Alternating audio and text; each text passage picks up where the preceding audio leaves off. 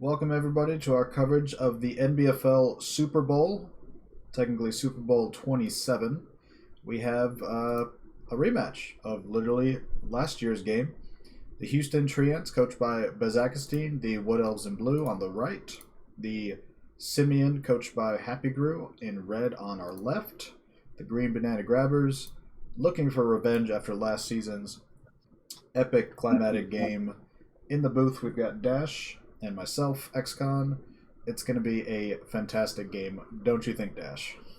Oh yeah, and I think kind of joking with you before we started that it's no fun because these are the guys everybody expects to be here, but it should be a really fun, good, well coached game. Two good teams, probably the two best players in the league, Devontae Adams and Stan Jones. It just should be great. It should So be. We do have one player missing the game. Unfortunately, Clever Decoy not going to be with us for this contest, and Gru decided not to fire and replace him for another gorilla. It must be for TV purposes. yeah, I'm a little shocked that he didn't, just because Gorilla's nice, but I mean, not having skills is Kind of not a having skills. yeah. But he's got a lot of unskilled bonobos. He's given up what I assume is going to be a wizard and a bribe, which are not a babe, which it is. So Yep. One keg, one wizard. TV difference appears to be about 210. yeah, So if you wanted I'm, to I'm add the gorilla for how much is he? Probably like he's 100. 100. So Yeah, I yeah, mean you're giving up an extra apothecary, which is kind of a big deal. Numbers wise, looks like he has 14. Baz has was it 14 or 15? So yeah. attrition could come into play, but mostly it's the key players. A little surprised Baz didn't pick up a coach or a cheerleader or something with the extra 10K. Just you know, he did ready I up guess that second. He's the lower team. He could have makes sense. Yeah. stretched it out, but I guess he's feeling confident. You don't need the extra coach or cheerleader for the I don't Bazakastine defense. I don't think you think about that kind of stuff a lot. TV, like I have one or two on my NCBB team because they've been around forever, and I just don't think about it. But yeah, that is a 10K you could spend on perhaps a slight advantage. Yeah, and I mean in NBFL where people have, he's got 540K in his treasury. It gets replenished at the end of the season, spending 10K here and there to kind of get those old things out. Probably doesn't really help much, but certainly doesn't hurt. It's only a 14 game season, and there's been plenty of teams that could have used a tie that was a loss or a win that was a tie or whatever the case. That it does matter. It's hard to make the playoffs in this league, and it's even harder to advance in the playoffs once you get there. Yes, it is. All right, looks like Houston on offense first. Apes in their standard defense with the mighty Joseph Broadnax right behind the line of scrimmage. A couple gorillas screened off, and of course Chase Garbers and Devonte Adams. I wouldn't. Are they the key to the team? Like we all talk about the gorillas and the grab and the you know drafty gorillas that have block and tackle and all these other skills, but are Devonte Adams and Chase Garbers like the key that makes this thing Yeah, go? without a doubt. I mean, and honestly, Devonte Adams having that movement down really hurts. But it's the big guys tie everybody up, and then those two chimpanzees just go do whatever they want wherever they want. So Make the play. Okay. that's definitely the key. And then you do have the cheap linemen that are just in the way. You know, Basically. If you were playing Simyin, and I don't think you ever would, but would you take the grab and then foul with cheap lino strategy to the fullest, or how would you play them? I would. And I'm going to foul anyway. I would really love the cheap dirty player. I think I would play this team. I think they're a good team at NBFL TV because you Right. can draft in all your block and all those skills the Gorillas need that they don't start with. They're a really tough team to start, but I think Yeah. when you get to draft in players that have block and tackle, it makes it a little easier. As How far back are the elves going to run? normally it's further than this, but Baz somewhere said he didn't like his placement. I'm not sure what exactly he saw, but it doesn't seem like anything's gonna be too out of place.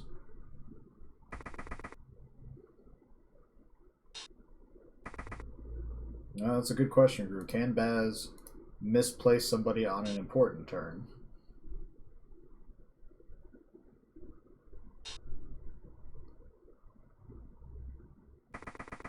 I dare ask, if you were playing Wood Elves, would you even play Wood Elves in the first place? Yeah, I mean, I do like the agility teams. They're fun. I played Wood Elves at a tournament this weekend. Oh wow. I did great. 1-0 with the chainsaw tournament that I ran. But no, I filled in last game and Okay, I didn't know just if you're one of had those no luck with like it. bass coaches who are like, elves are the worst thing ever, and No, like refuse to play them. One of those get off my lawn kind of guys. no, they're fun. They do their own thing, and this is going to be interesting just because of all the grab. Typically, I don't know how much sidestep he's got on his team, quite a bit, One, but it just two, goes away. three, four. He's got two catchers and two ward answers with it.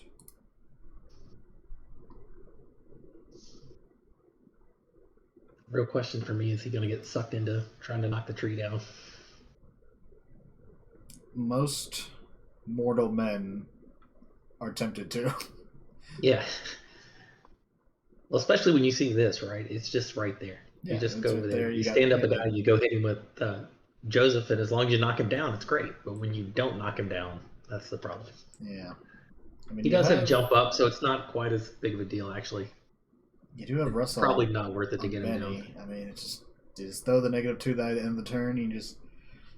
You live with the results, I guess, or you foul it in the first turn of a NCBB Oh, playoff no, semifinal if you're you Nelfine. can't foul a tree man. Like it's not like I don't as much as I love to foul. I don't typically like to foul players with thick skull. He does go after him though, He and he gets goes him. straight after him with the counter big.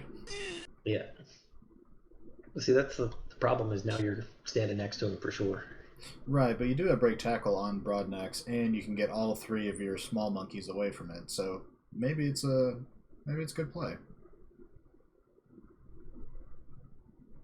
I mean, Baz probably left Farrell Brown out there as the obvious blitz target, but Yeah. chose not to take it this turn. No, typically I like to hurt the things that are there to be hurt, which is that little armor 7 lineman with no skills was just waiting to be punched in the face, and I think that's why Baz left him there. Would be my guess. But Probably. Gark making a one of good those. point. Broadnax could Please, just smack the tree again. yeah. Maybe the giant Well, silverback is he's looking going for to give bananas. I think he's going to give up a jump up block to the tree. I'm not Unless he sure. marks that lineman. I'm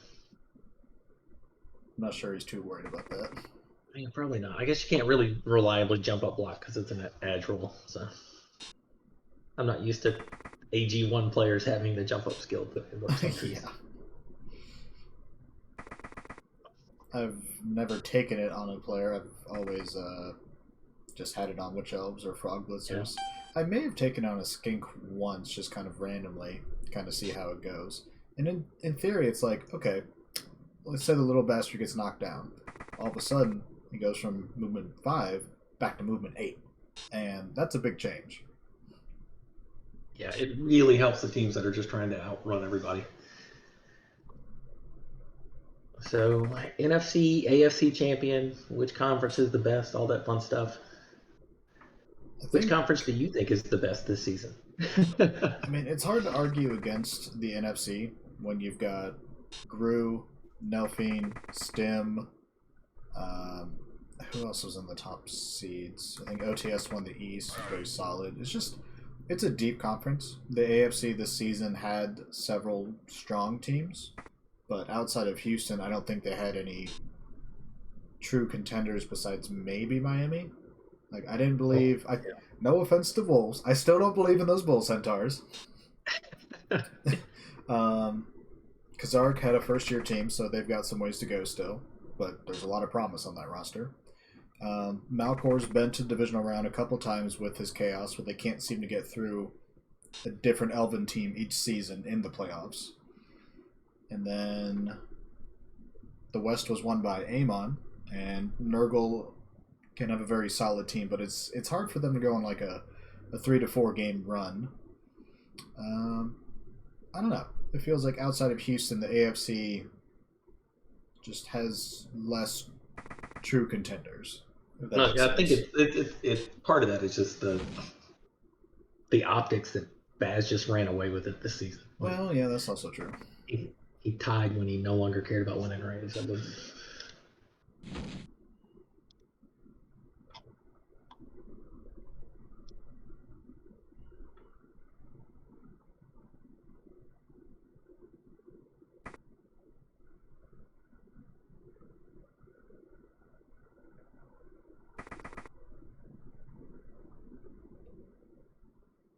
Baz not going nearly as far backwards as he usually does on the Bazakastine offense. Certainly he can still reverse field and go backwards next turn if he needs to, but I doubt we're going to see a push past midfield next turn.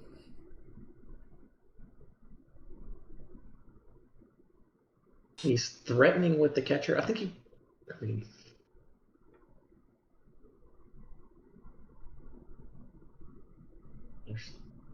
that's all the mighty blow at the top of the field. Mighty Blow's overrated. And that's yeah. It's the other thing about Grue in this team is he really doesn't rely on the mighty blow. It is that positioning and defense, and having those two chimpanzees just go get the ball when it's time. Yep.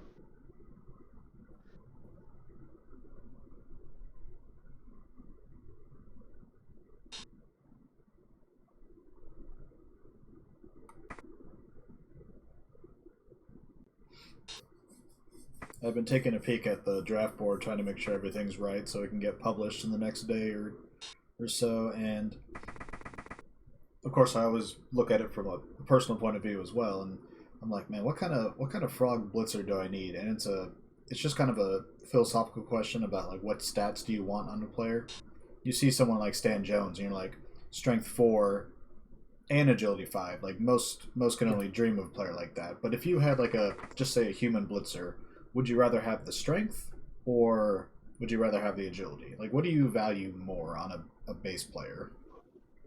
I think it depends on what you need. That's always the question. I think just if at its core, I probably want the strength, but I mean, there's a reason it costs more, right? There's a reason you're paying up for the strength, but you do want, if you don't have it, 1 or 2 agility guys on the team. Agility ups is huge. Like it's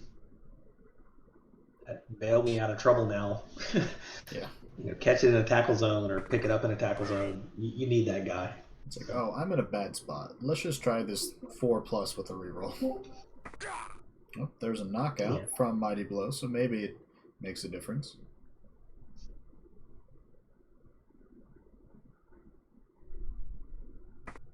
Yeah, I think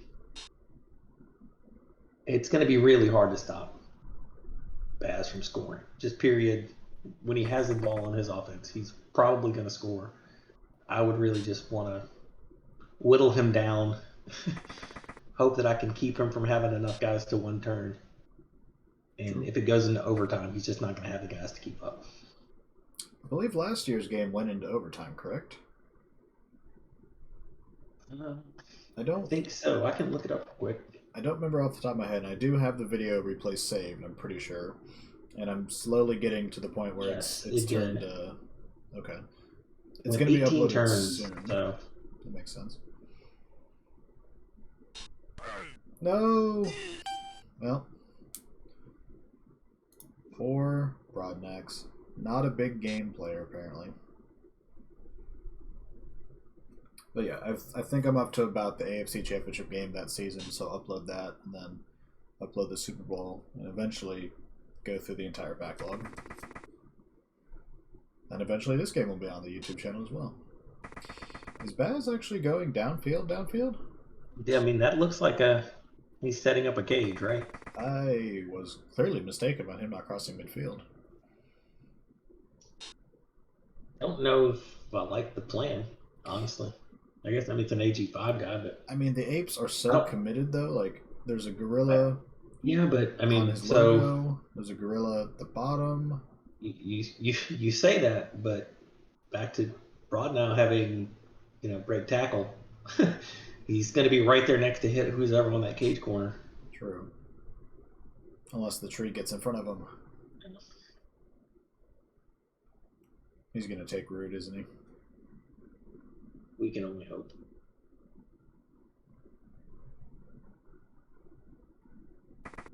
Oh, No. that's not where we thought the tree would go, but I like it. I'm not sure I like it more than just blocking Broadnax, but we'll see how he deals with the break tackle potential. Going back to the hit the armor 7 things, it's putting your Mighty Blow guy next to the armor 7 gorilla.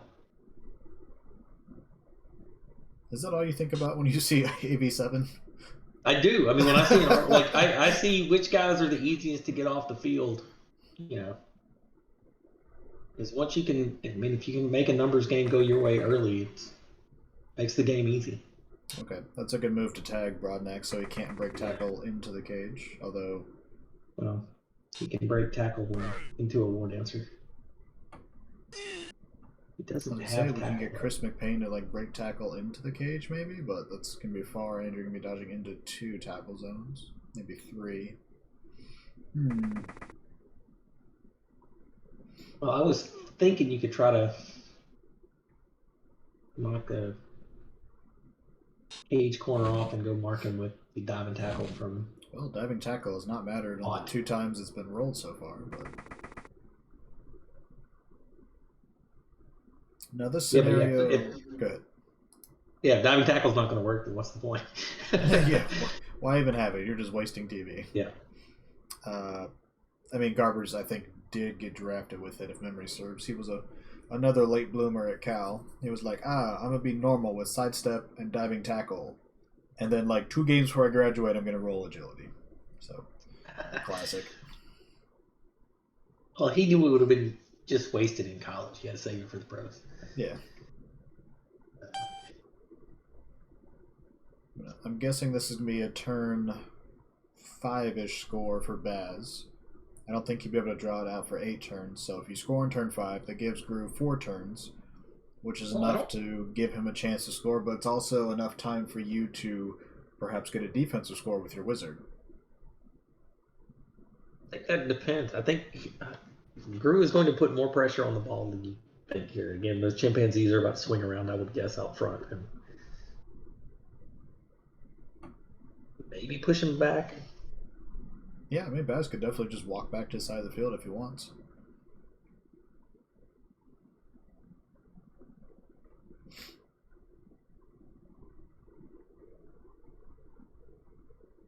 My guess is either he wants to score,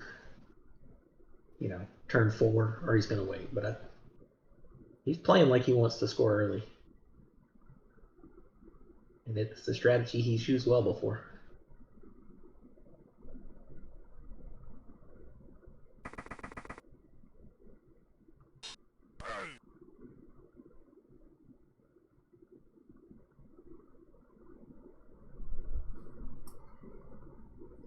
Another one of those places where grab is just underappreciated because positioning that guy there instead of in the way for the next turn. It doesn't matter now that he broke armor, but if he didn't break armor, he's not in the way anymore. You've got that clear path to the other side of the field. So are we just blitzing Jacoby Jones here and clearing a path? It appears so.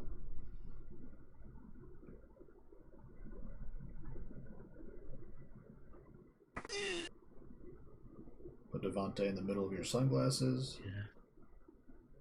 I mean, he is strength 5. You could, mark a couple players with them. Swing around Hot Pants. Swing around your other diving tackle. Be interesting to see. Joe's got to hop up on 4+ now.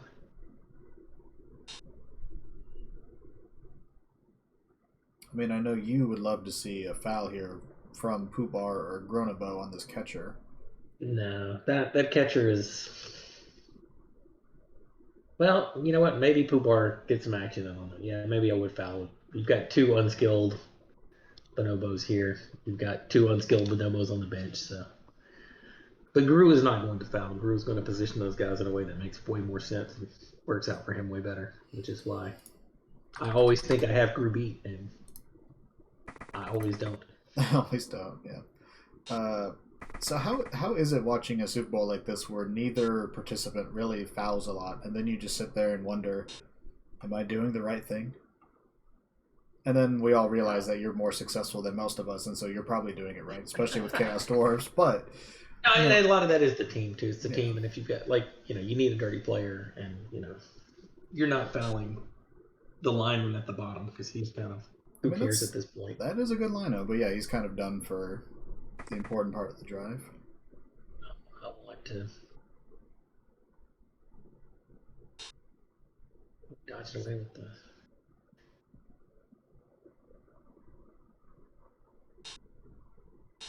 Oh, that is interesting. Oh, he gets away. He gets nice. away. It was a coin flip, but Grue always seems to get those coin flips going in his favor somehow. Yeah, like I said, he put a lot more pressure on the ball than you would think he was going to. Pressure? No one's even touching the ball carrier. No one's even guarding David Johnson. He's just gonna. Well, like I said, he can score here for sure. It's just. Does he want to? Does he want to?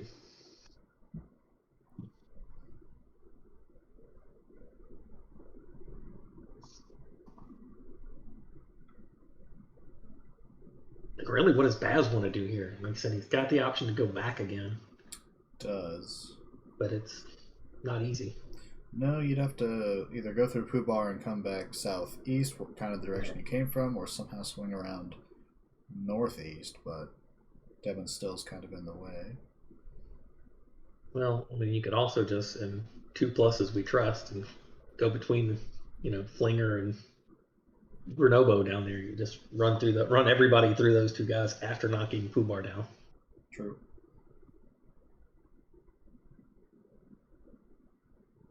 That to me is always demoralizing when you play an elf team and they've got that one little hole and they just run 7 guys through it. It's like, well, okay. All right. Well, Pooh Bar standing his ground on this play. Yeah, he stayed up. And now, unless we want to dodge everybody through, which we can, we've got dodge on almost all these key players except for Fair Run at the top. Oh, we're going north. I thought we might go southwest, although that's probably just dumb. I just see the gap there. Now, Stan Jones is marked by tackle, so it's almost guaranteed that he'll roll a 1 on that, but he's going to make all the other dodges. Well, he's got 4 rerolls and 5 turns to play, so it's like, Can't take him with you, they say. Can't take him with you, and, under these rules, it's 1 per turn, so. True. Have you played a bunch of 2020 or not yet? I have, and I like the new reroll. Like it makes for interesting turns. You get to do those crazy. Well, I failed the first thing, but I still get to keep trying this. This other dodge and this other go for it. I'm a little surprised he went with Stan Jones next, but it works out. I don't know how I feel about it. I played 2 games of 2020 so far, but I don't know. It feels like it's one of those weird rules where like the best coaches will take advantage of it, but also the worst coaches take advantage of it. Because if you're bad, you'll just be like, "Oh, I'm just throwing a bunch of random blocks. Let me just re-roll them real early." And it can certainly kill you when you burn through them all. The very first game of 2020 I played, I used all 3 of my re-rolls in 1 turn to go pop the ball. Everything worked great. But then the rest of the half, I'm like, oh, I've got no re-rolls. I can't do anything at all risky. But I've already popped the ball, so what did I really care? It worked out great because I got to, I failed that dodge, but no, I'm going to make that dodge to at least mark you. And then the next guy dodges out to go hit you. And it's like, well, I really got to go hit you. And then, once you've used 2 re-rolls to get there, you use the second re-roll or the third re-roll on the final block and knock the ball out. So yeah, at some point it's just you're all in. I always feel like I've been cheated when I have re-rolls left at the end of the game. I didn't throw an extra hit that I didn't. There was one where I pushed a guy, I could have knocked him down if I. True, but it's one of those things where like you do the important things and you make all that, and then you're sitting there and all you have left is like suboptimal, like negative 2 die blocks or 1 die blocks. I told you somebody was tripping this turn.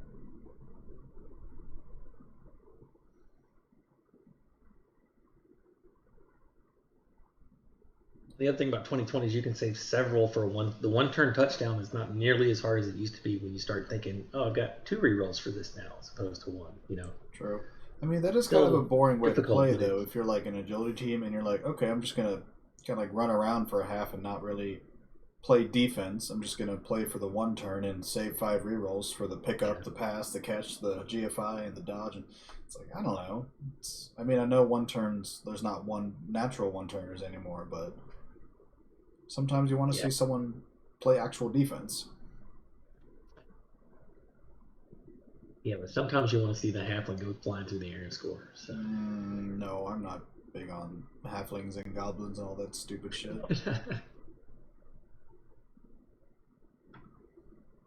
Grue's taking his time here, weighing his options.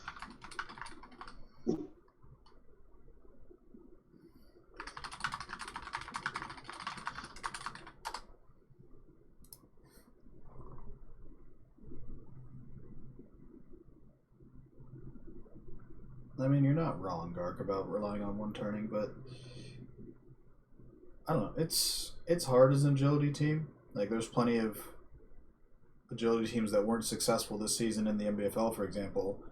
Like, we watched Uber try his hand with Rats in his second season, and he traded up to get that blitzer in the draft, and he had some nice pieces, and the team did not come together. And so I'm sure there's plenty of games where, turn 3, he's down 5 players already or whatever, and you just have to play for the one turn, which I understand, but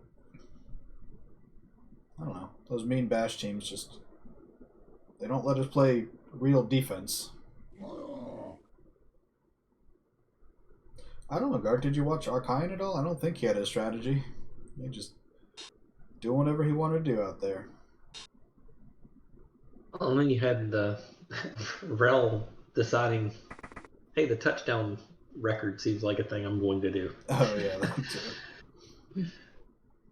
Double columns is real defense. Yeah, but some teams can do double columns well and some can't. Like Rat, if you try to do double column with Rats, I promise it's not going to go as well.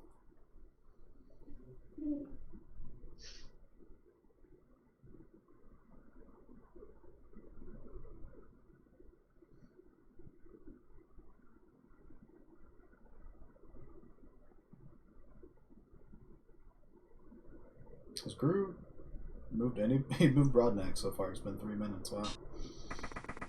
I mean, again, high level Blood Bowl is hard. This game is slightly important.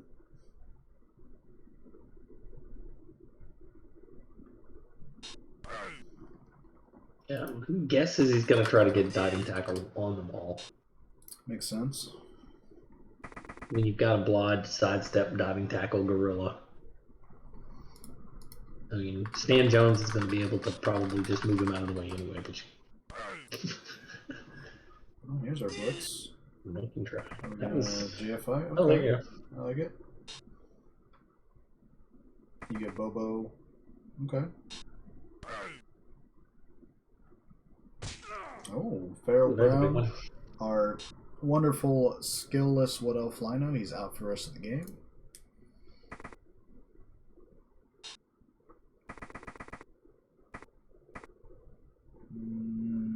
Okay. Yeah, I mean, again, 4 rerolls with 4 turns left after this. You're going to use that for sure. Didn't have to, though. You didn't have to, but you can't take it with you. Right, but he had 4 for 4 turns. Yeah. Now he's got 3 for 4 turns. He's got 1 turn left where he won't get to use a reroll. Whatever. Which, if he doesn't get the ball where he needs to, it's going to be his turn 8. He just lines up and punches people. No, apes can credibly. Oh, there we go. Probably. There we go. And Veronica Surehands can come through. With I will give you full credit. You called it a few turns ago. He's going to score on turn 5. I did mention that. Yeah, it's not quite how I foresaw it going, but there's our first touchdown. Probably won't be the last. We've got 14 apes. We've got 12 elves. So depth is going to be an issue, perhaps, for the Wood Elves. But what else is new?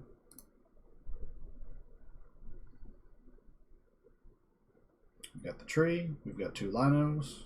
We've got everyone else important shielded off.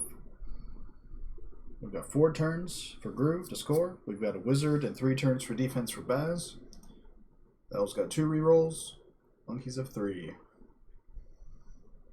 What's most likely to happen here? Are we getting a a wizard turnover score? Are we getting like a defensive stand? Are we getting a monkey score? What's going on? I think it's gonna. What is Brew going to offer up? I think it's how deep is the kick?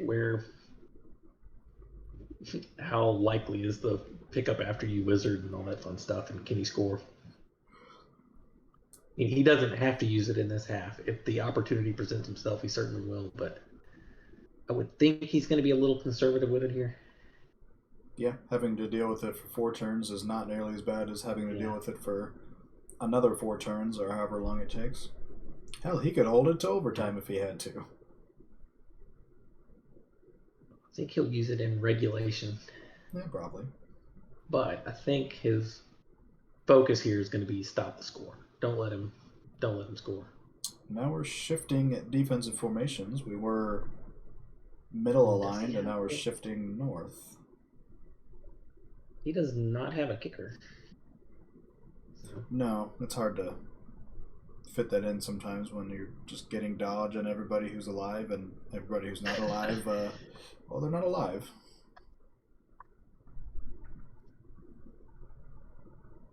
A skill I always hate, but when I have it, I think it's great. Like I'm like, well, at least I have kick. Like I would never choose kick, but when you end up with it, it's. I mean, I think on Chaos Dwarves, it's not super vital because most of your team's just slow, so it doesn't matter. Yeah, it's not good at all in Chaos Dwarves, but on Wood Elves and Rats and really any elf, anybody where you can camp out under a blitz when a kickoff is. Can't like it a lot more. It's practically broken. What about lizards? Would you take it as a lizard coach or not really? I think it can be good, and again, it's like the deeper kicks with them, so you're gonna run those little guys through everybody. Okay, it's tough to get because it's a double, and you don't usually have the extra resources to spend on that. But that's. I've gone back and forth on it.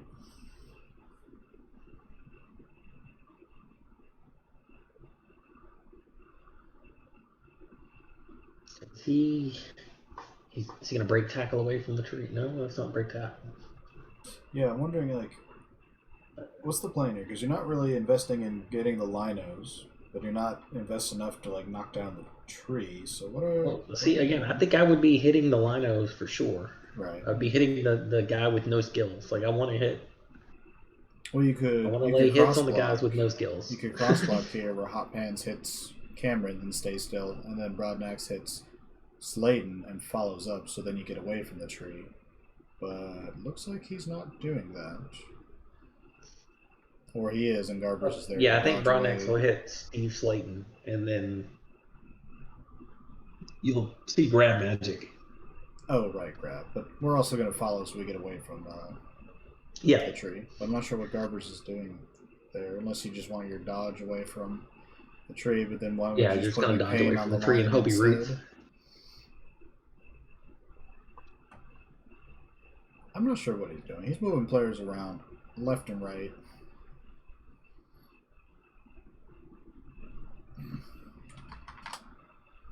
I mean, he's got a lot to think about because he does have a wizard. Also, yeah, Baz had kick. I mean, a short kick over here at the bottom of the field would be devastating. I'm assuming we're going to move some apes down to the south there. Pretend to stop the the blitz. You're not going to stop the blitz, but you can pretend. There we go. Boy, if there is a blitz, though, Mr. Garbers is a very tempting target for David Johnson.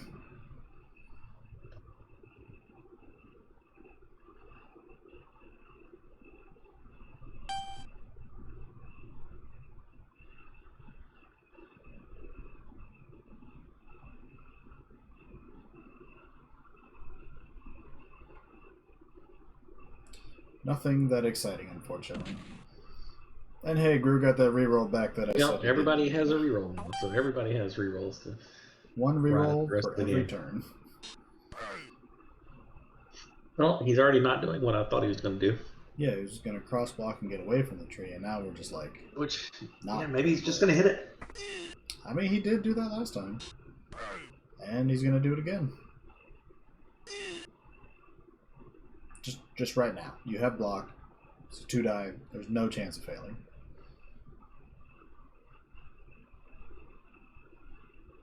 Just get in there. Go for the bananas. They're at the top somewhere.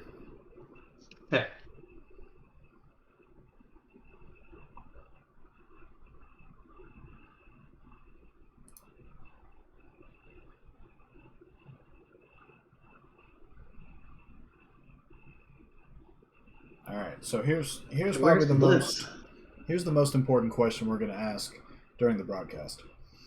Does Gru have the best logo in the league? Oh yeah, Gru has the best logo on the site. On the site, okay. Like I haven't seen a better logo on Fumble. It's perfect. Okay. Fits the team. It's just an amazing logo. All credit to Arrested Development. It does have everything, and yes, it was Arrested Development. So you got the original Green Bay logo in the back, and that's probably the worst logo in sports. You got a badass looking monkey with a hat, with a cigar or a cigarette. He's got 2 bananas out like they're Glocks. You got a bunch of bananas behind him. You got the sunglasses on. He's got an attitude. I mean, it's just absolutely fantastic.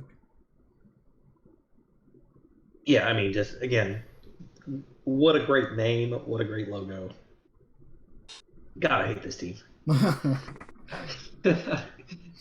You shouldn't be able to do everything right. They don't foul right, I guess. But that's more of a personal choice. No, because even when he does that, he does it well. So his 1 foul a season breaks armor. His 1 or 2 foul. I think he fouls me at least once a season. So keeps me honest. Yeah. So man, I can't keep my bull centaur out in the open too much. That's right.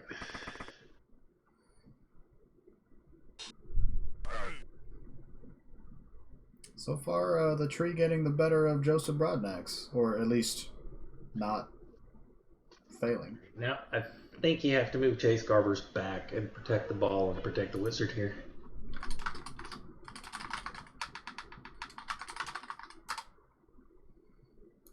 Do we want to really give up the 2-die on Broadnax, though? I mean, the tree's got to deliver some payback. Backhand. Oh, I don't think. I think if the tree hits him, you're happy as can be. I think. But Broadnax is the key, and like him getting slapped around by the tree would just break the team's psyche.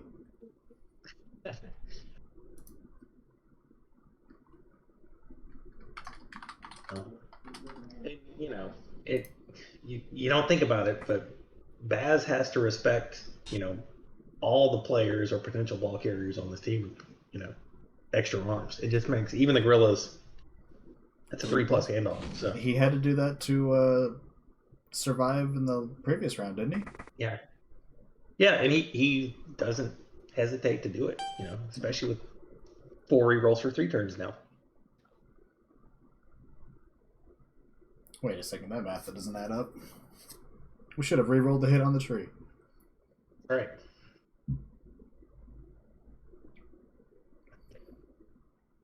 Who cares if Chase Garber fails his dodge? Oh no, he would have that re-roll anyway.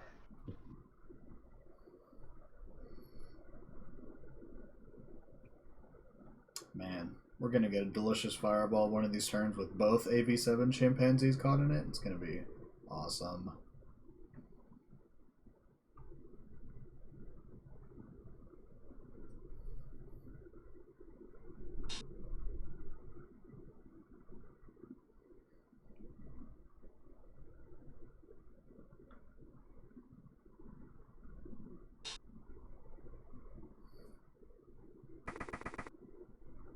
Looks like we'll get our token blitz on the open guy at the bottom.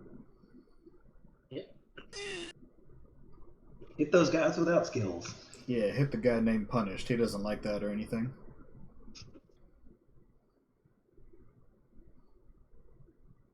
Might as well be named Debate. Or like Clever Decoy. Yeah. Not so Clever Decoy. When you're listening back, Gru, there's your next Bonobo name. Is our spacing a bit off there? Because David Johnson looks like he's punchable. Yeah.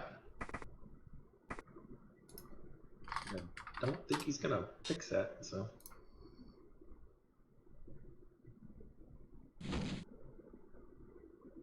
clearly using David Johnson as bait. So you're going to lean into my strategy. Let's go punch the War Dancer, and then clearly you're going to foul the War Dancer once you punch him. I mean, Pooh Bar is right there to do it, so I guess that makes sense. You dodge tackle here, right? Or do you? Then you're next to the tree.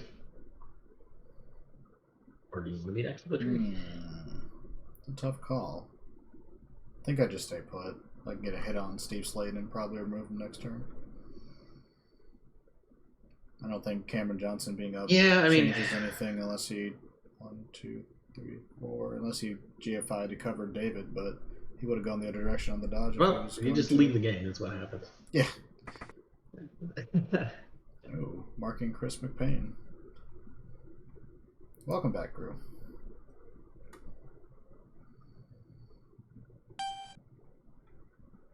Okay, it's a greedy move and probably not a good one, but I do think I go hit David Johnson. Yeah, we're taking on tackle Mighty Blow guy right there. Yeah, I mean, this just makes too much sense. And you can Is it great for positioning? No, not really. But you got time. It's not bad either, actually. If you can just move some guys down the field there. Yeah.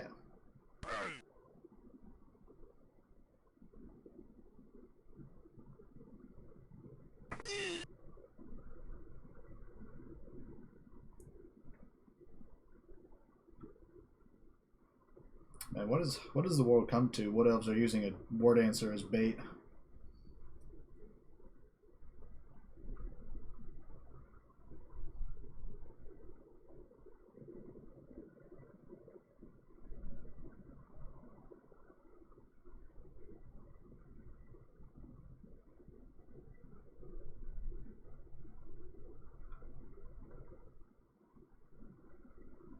So what is old Destroytney in the draft this season? You in the market for a Bull Centaur again, or just some blockers? Nothing really. That's the problem. I need to cut some hobgoblins. I've got too many strength up hobgoblins. Killing me. Yeah, that does backfire sometimes. I can't bring myself to rely on them as strength 4 guys, and yeah, it's definitely a coaching problem. I don't know what to do. I don't know what to do with good players. I mean, strength 4 is nice, but AB7 seems like a bit of a liability. Yeah. Not having blocks seems problematic. I mean, here's the strength 4 guy that's a giant target. What do I do with him? Okay. How do I make him useful and not an obvious target all the time? Devante's going to have GFI here again. I mean, I understand you only have 3 turns, and blitzing David Johnson may not give you the best positioning, but man, you don't get many chances to blitz David Johnson with a tackle Mighty Blow Gorilla. Can we at least mark David Johnson with the tackle Mighty Blow Gorilla and watch him run away? I think we can agree on that. So yeah, this is probably the right call. You're going to be able to get to his side of the field, probably keep the ball still secure, not have some like half-ass cage at the bottom. Yeah, where do you set up your half-ass cage now? Because he's still got the wizard. No, the half-ass cage is at the bottom. This is going to be more like competent cage. No, I think he's still setting up a half-ass cage here. Walk said that's why I sat on the couch this postseason. Yeah.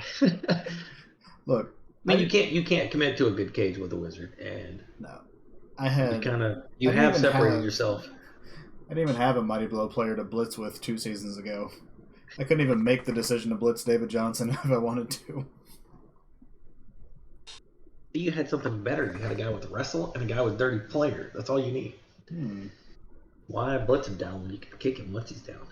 It's got a point. Dirty player is the same modifier as Mighty Blow, they say.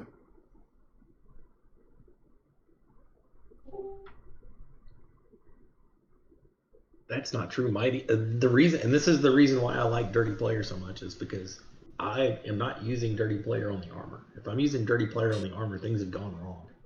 I'm using Assist on the armor, and Dirty Player is just on the injury. If thou were so lucky.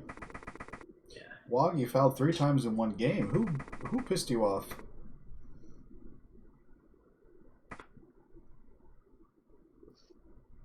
See, this must be why Gru gets to the deeper parts of the playoffs than we do. Yeah. We're both like, blitz David Johnson, blitz David Johnson, foul David Johnson, foul David Johnson. And he's like, well, or I could do this cage. Oh, there you go. And then one dive the tree again. Yeah, I mean, I'm really tempted to fireball the 2 chimpanzees and the 2 gorillas there. He clearly didn't, because it's not. Yeah, I mean, AV8, AV8, AV7, I think the issue is you can't really do it, because if it doesn't work, you're not scoring. It's not going to be 2-0. Yeah. You're happy 1-0 at the half. Yeah, I think this is like a play safe defense, save the wizard for the next half, unless you just absolutely see. Yeah, you're saving the wizard for next half, or if Gru does something amazing on his turn 7 and you just need it to stop him. Yeah, I mean, we can take Justin Reed and send him downfield for a scoring threat. Just in case. We didn't take the blitz on David Johnson earlier. If we get a blitz on Stan Jones, you take that blitz. We're not getting a blitz on Stan Jones. Probably.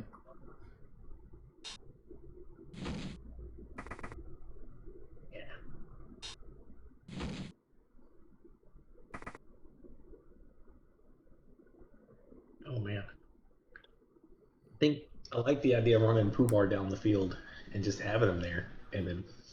Yeah, I mean that's a 2+ catch and whatever else. And then you go again. One more chance to blitz David Johnson. Wolves in the game chat asking why don't you go for the ball there? I'm not sure there was a great opportunity. There's diving tackle, diving tackle. There's so much around here to. A lot more diving tackle than you realize. I think that's why you don't go for the ball there. Yeah, there's a time and a place to go for the sack, and it's generally when your opponent had a rough turn where they couldn't position well or threw a bunch of pushes, and basically it's an unoptimized cage. If you're trying to sack into like a well set up defensive position, it's probably just not going to go well. Look at those double combs. Beautiful, beautiful walk. You couldn't have done it any better.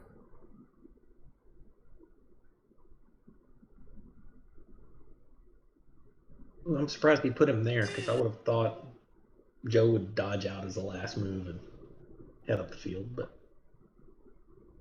also, before we would throw that block, I would have liked to get somebody in scoring position. I know technically Garber's still is, but if that failed for whatever reason, we got no one else. You have two priorities here. The first priority is make sure. Well, he can't score. Never mind. I'm being dumb. I was like, you just don't want to give up the ball, but you can give up the ball now. Baz if you lose the ball, I mean, it's not the end of the world as Gru, because Baz can't score. Never mind. You said. Yeah, you're right. He should have run down the field first. Yeah, Boobar should be downfield. I was thinking ball safety had to happen first, but ball safety doesn't matter anymore. Look, I'm all about protecting the balls, but sometimes you gotta. Let's get our David Johnson blitz. Yeah. Let's get a war dancer with tackle. Actually, yeah, I guess. I mean, this turn, I think it helps your positioning, and this probably helps the positioning more. But man, is it tempting? Well, you're gonna put that guy. But now, you got to follow up and tag both of them, or at least tag. No, I think it's.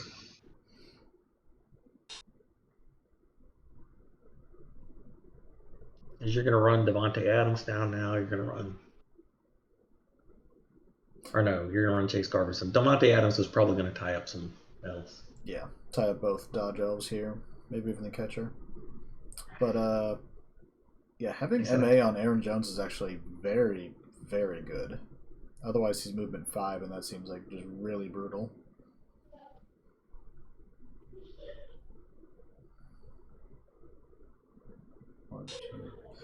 Where are we going to be able to set up here, though? Because Aaron Jones is movement 6, so you have to get to at least column 8 if you want to score with him.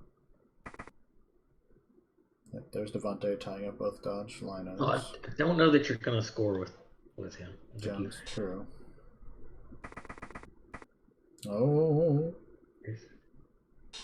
Okay. Failed our first GFI.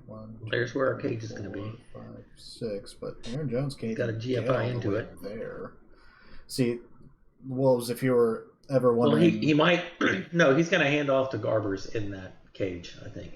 That makes sense too.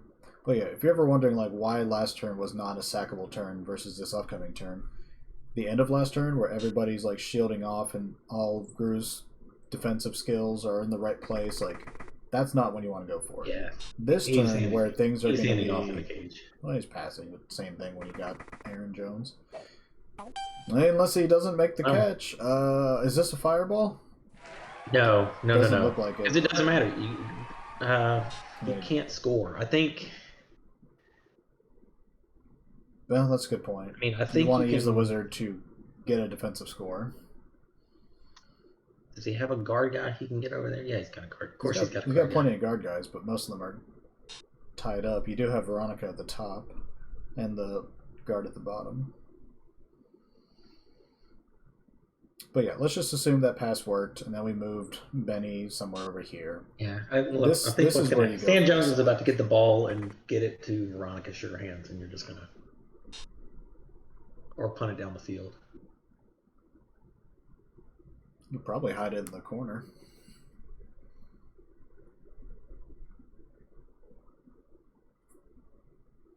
That is if you had it in the north corner. Yeah, that is the one weakness of the assume everyone's actually a decent ball handler strategy. Even a 2 sometimes fails. We don't have that free reroll.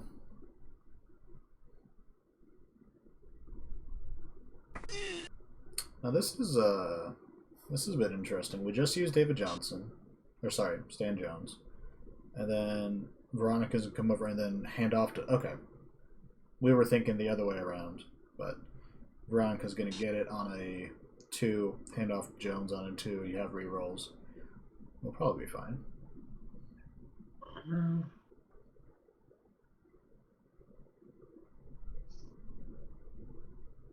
don't know. This feels like the ball's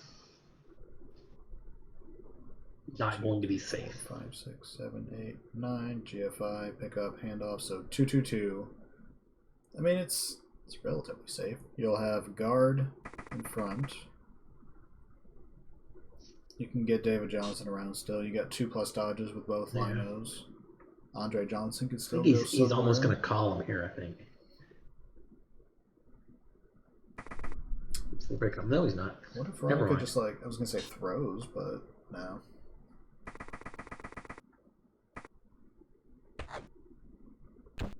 All right.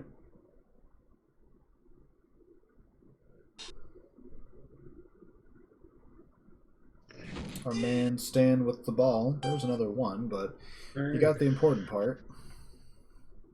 So what do we do here? We got a 2 die with wrestle. Yeah, you hit Chase Garbers. You hit with Chase Garbers, and then you hope you can follow up on the blitz. You got.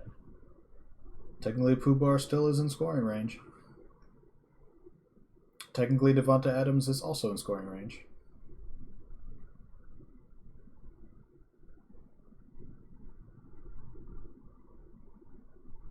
Okay, neither gorilla nearby has break tackle. Yeah, the break tackle gorilla is way out of the play. Way up top. Typical cow player. Yep. Alright, so we got to take our Yes Wolves. We know it's a side stepper, but we got wrestle and we've got no other option? I think, I mean, it's a 2 die, and if you get the pound you need, you've got the assist on him already. True. And then you can. Well, he can sidestep to block off the path. No, because if you get the POW, you go where Chase is standing for the blitz. Yeah, you don't have to follow. And you can get the 2 die, so you don't have to. No, you do follow, I think. To follow for the assist, again, if you get the POW. So what if Veronica sidesteps to the right? Then you can come from. Well, then I guess you can block with punished. Well, yeah. Okay, you're right. No, that's a guard player. Yeah. What is that? He's seeing some sort of change. He's pushing. I think he was looking for a push here. Yeah, oh, what a good play. Well, thinking about re-rolling. It's such a good play. He's thinking about re-rolling. I think you have to, because you've already used half your resources on... whatever this is. Who's he trying to push? He's trying to push He was going to frenzy and push Devin Steele's. Devin into touching Veronica, block with Devin, and then used Garbers? Yeah. Or... Well, you're using grab then to move the sidestepper out of the way. Oh. So then you'd have guard on the ball, and then Garbers can either come in or you got options, depending on what happens. Okay, so but basically the power of grab. The power of grab, yeah. If we don't reroll this, we've still got a 1 or 2 die with Garbers, and then... Damn. What a play that. Well, now we get that hit on David Johnson we were looking for earlier. Yeah, and it doesn't work. Weird. It's like he missed his chance, I guess. Yeah. Okay, well now we just gotta. This is where he gets the pow. He gets the pow and he goes to hit the ball anyway. Yep, we're gonna hit the ball. We're gonna rely on Pooh-Bar to do something he was never designed to do.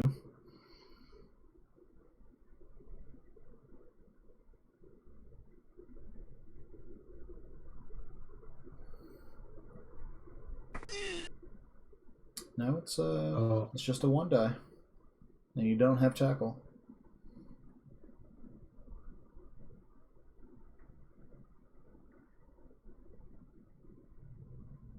Yeah. No, what a good attempt. Good vision to see that push, though. That was. Yeah, I bet Grew would make one hell of a corn player. I don't think there's such a thing. A new corn, of course. Sometimes a team is just bad. Well, old corn was dog meat. I think new corn has potential at higher TV, but... All right. No? So here's what I do. I definitely go foul somebody. I go foul the block. Spike foul somebody. You got a bonobo with nothing to do up top. You know, he's just got to make a couple of go for it and you can boot somebody. He's got to scratch his butt. You don't need 14 guys to start the second half.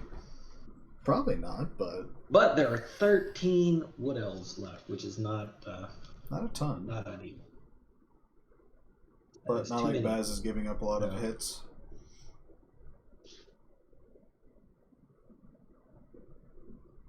Yeah, 23 blocks. So it's more than I thought. That's a pretty good bet. But again, Gru's not very bashy. Not a lot of Mighty Blood. True. And he has been hitting the tree with a lot of Mighty Blood. That's true. A lot of blocks on the tree so far. I mean, Broadnax doesn't really have a role in this game otherwise. He's not catching the elves, and if they do come in contact, they're just going to dodge away.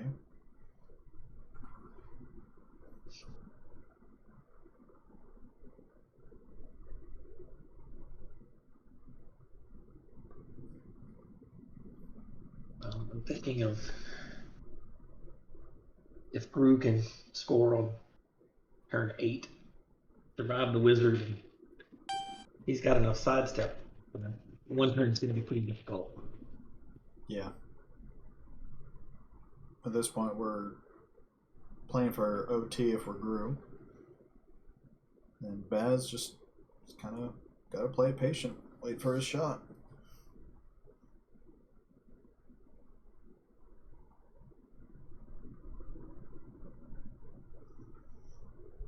Both coaches sharing their thoughts. Yeah, failing that GFI really hurt Gru.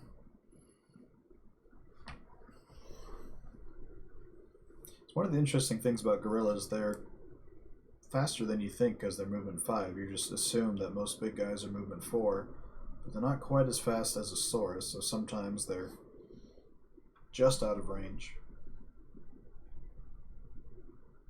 I think 5 it's good enough to keep up. You're not running around the field, but you're good enough to keep up with your team.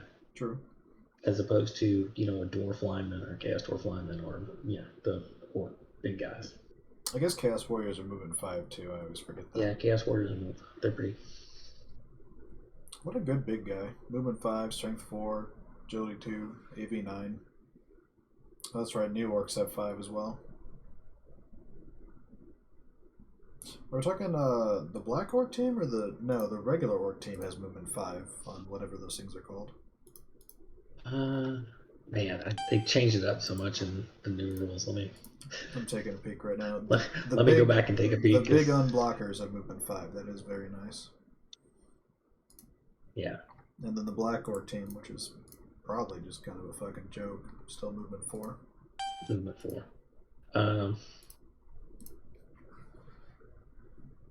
Yeah. So the orc big guys for the new orc team got a movement boost while everybody else got animosity because that makes sense. I mean, orcs aren't the friendliest of bunches, so.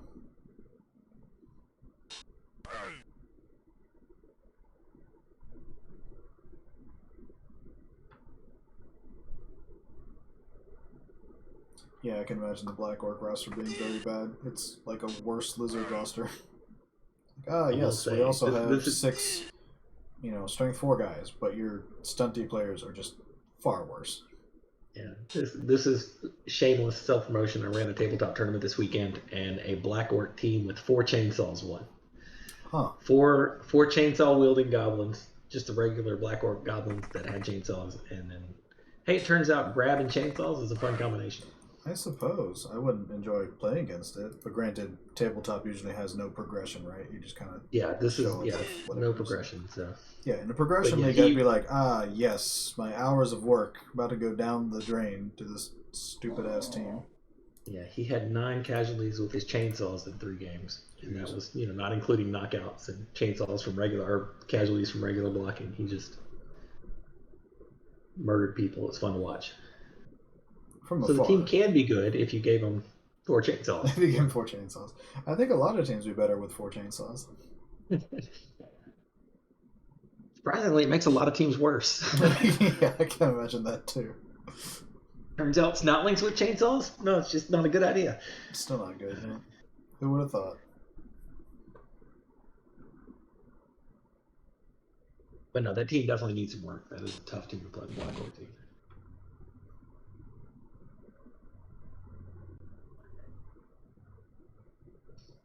Is he just going to retreat back here? Not quite. Surely he's got to send somebody back to help the ball, right? Or he's going to move the ball up. Move up a little bit.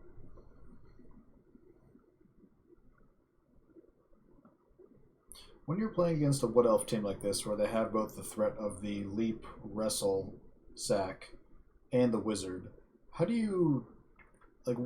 much percentage do you base your plans around? Are you worried more about the wizard? Are you worried more about the leaping wrestle guy coming in? What's your biggest fear? Wizard or no wizard, I'm always afraid of the dodge more than the leap. Like, if I get you to leap into my cage, I'm okay with that. That's you're taking a risk, and if it goes wrong, I'm going to just murder you for it. It's going to happen, so you've just got to kind of hope it happens on your turns. Where if you just let them dodge around on a 2+ and hit the ball anyway, then you got to at least make them risky. They've got to be risking something to go hit your ball. True. Yeah, but the wizard is a whole different thing because I'm more worried about the wizard because it's not. No one has to dodge anymore. The ball just has to fall down, and can a guy go pick it up? True. And the AG5 leaping guy is probably just going to be able to go anywhere he wants to and pick the ball up. Wagner, leap did not get nerfed. Don't believe the pundits. So yeah, you're very familiar with how leap works in the ball, and it's not as reliable as you want it to be ever. I'm not sure I am familiar with it. My team's not doing as well as I'd like it to. I'm doing something wrong, apparently.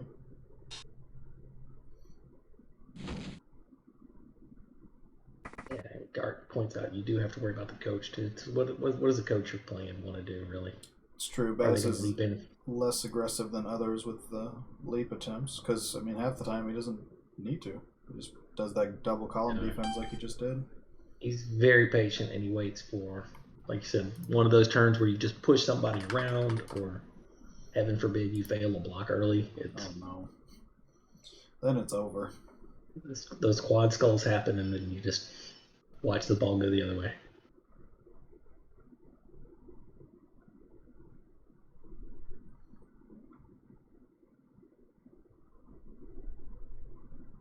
Do you run a lean Chaos Dwarf team to mostly avoid wizards? Is it to get bribes, or like what's your game plan? Is it just the best way to play them? I hate the Minotaur so much Oh, he's for awful. that team, and so I just don't want one. So it's typically I'm lean because I don't have the big guy. I don't trust hobgoblins to have skills, and like I want my hobgoblins to be dirty players. That's about it. Maybe I do like one, maybe two wrestle tackle hobgoblins to kind of help on defense. Have that little more mobile safety kind of break in case of emergency kind of thing. Yeah, something they have to think about. But no, it's typically lean because the Minotaur for the team is so bad, and it's just worse in the new rule set. And man, it's just he's adds nothing to your team. You want to hit with somebody else anyway. Unreliable, whereas everybody else is super reliable. Sure, I mean when half your team starts with frickin' block, yeah, and tackle. And I mean the Bulls have sprint sure feet, so you're used to just running wherever you want to. True. Until you roll the snake eyes and they die. That's yeah. How Bulls die. Yeah, but Wolves is right. The 2020 Chaos Dwarf Minnow is the team with the worst big guy in the rule set needs a worse big guy. Let's make that guy even worse. How did he get worse? Oh, he's got the animal savagery now, so he's hurts his own players while he's not hurting the other team. What? He's just super expensive. He still only gets mutations on a double. That just sounds awful. Yeah, I mean, the Chaos Minotaur at least gets mutations for normal use. Tentacles. But yeah, the animal savagery is not a fun skill. Okay. I remember I'm kind of watching through some of the old replays from previous playoffs, and Baz and I kind of touched on bigs, and I stated that I hated the fact that I have both loner and a nega trait, and so I'd like to see where they just have one of the two, but we don't want big guys to be too good, I guess. Well, if you want big guys that don't have loner, you can just play ogres and have fun with that. I was hoping you were going to say like Khemri or Undead. I do like playing ogres. All right, we're still not making shots at the ball yet. Grue's on the sideline pretending like he's going to score. Do you think there's any chance he scores before turn 8? No. Yeah, I mean, if you score early, the odds of you stopping the Wood Elves are small. I don't enjoy trying to hold on to the ball for 8 turns against a leaping team with a wizard, but I think your odds are better than trying to stop them.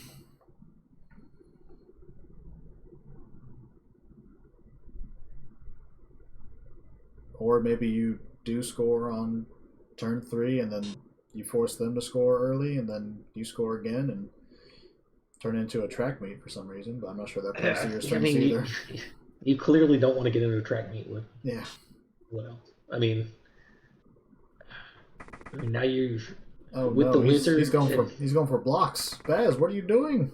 He said blocks are bad. Yeah, you're pinching them in though. I mean, like you gotta. That's a fun thing you can do when you have the wizard is make the other team bunch up, make them just run out of space to do what they want. Yeah, Grue's is kind of an push guys towards where the wizard's going to be. Awkward position here.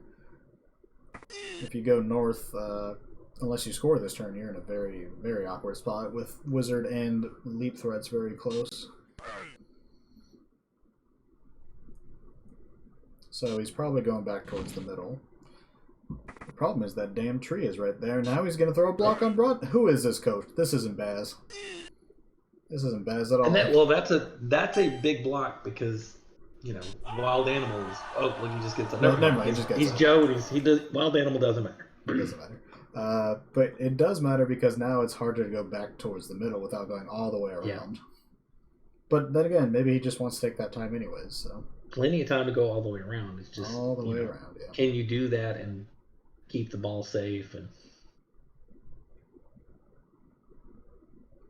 You certainly don't want to score in turn 3. I mean, if you do go back, there's almost like zero chance the wizard comes in because you've got 2 big stuns there, though. Those 2 gorillas are stunned, so they're not getting up. No, they need to be fouled. I mean, Devin's still right there is AV7. I mean, just you gotta do it. That's only 2 gorillas on the field then.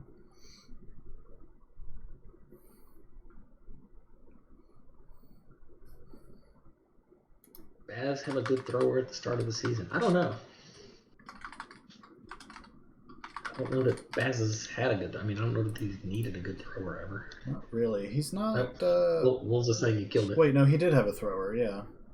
Remember last game he was doing the DACA and then he got caught in the back and he got drugged down. But he got murdered. Got murdered. Poor guy was just doing his job. All right, who am I looking up? Houston. Show. Past players. It's actually a longer list than I would have thought. I'm guessing it was AJ McCarron. Pass, sure hands, dodge, accurate, safe throw. He already had minus AV.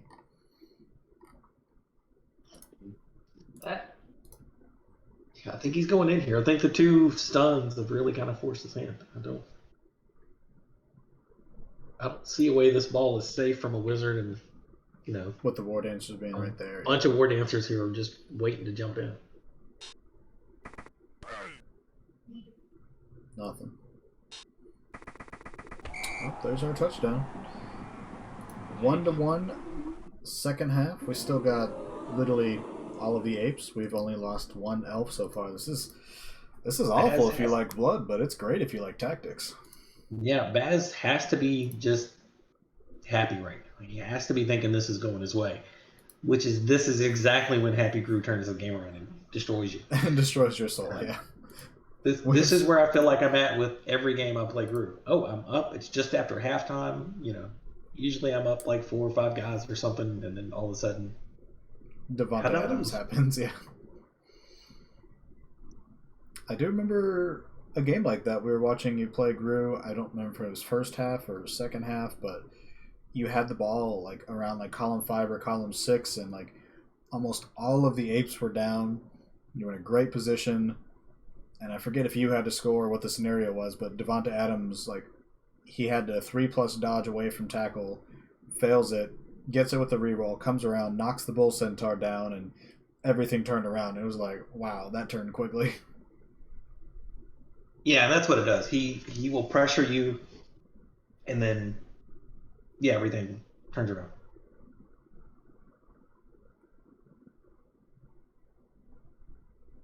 That's when he goes into full contact. That's when you're scared. That's when you know he's seen something, and you have an opening that he's about to exploit. Yeah, he sees something you don't, like that chain push to get the gorilla onto the sidestepper. Yeah. That ultimately didn't work, but if it did, whew.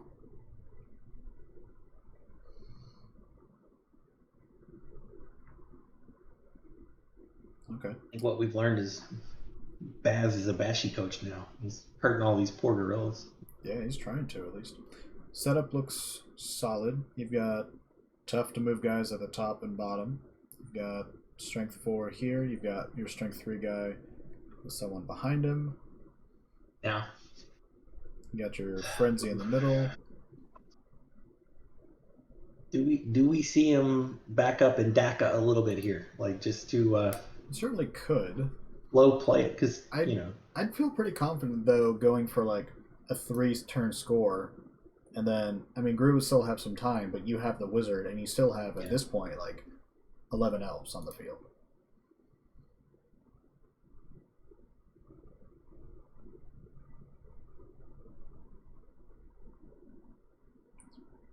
I think we got one too many monkeys on the field. 3, 6, 9. No, here's. Yeah, it's that's 11. Technically, it seems it's like dire times when Aaron Jones has to play defense. Yeah, that man doesn't. He's probably played defense like twice in his career. Yeah, this might be the first time he's played defense on the season. Like it's. Certainly the first time he's played defense. I can get another guy that looks just like him in the draft. Yeah, certainly the first time without having his hand force. Like there's only like 10 apes available or something.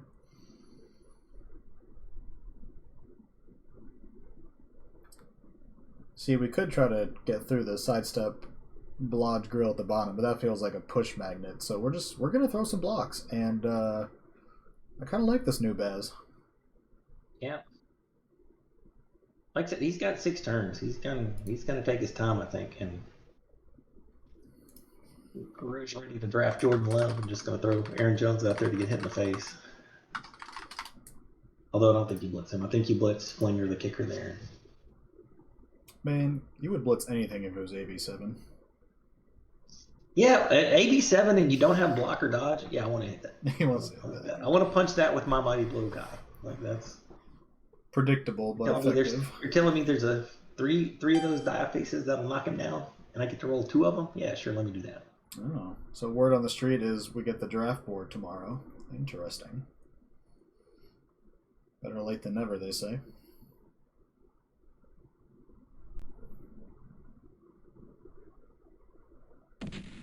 Nice weather, so no impactful kickoff rolls for the most part so far.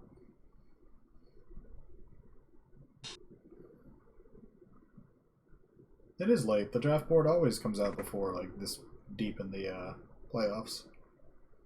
Also, you're not in charge of it anymore, kind, so don't even worry about it. I'm not making fun of you. I'm making fun of Wog.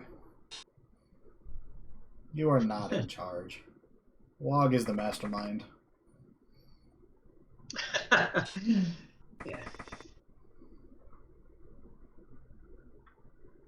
If you were in charge, it would have been done correctly already. Look, Garg, you're not going to believe it, but when I saw the board the other day to like look over it to make sure it was right, half the players had the wrong value for their SPPs.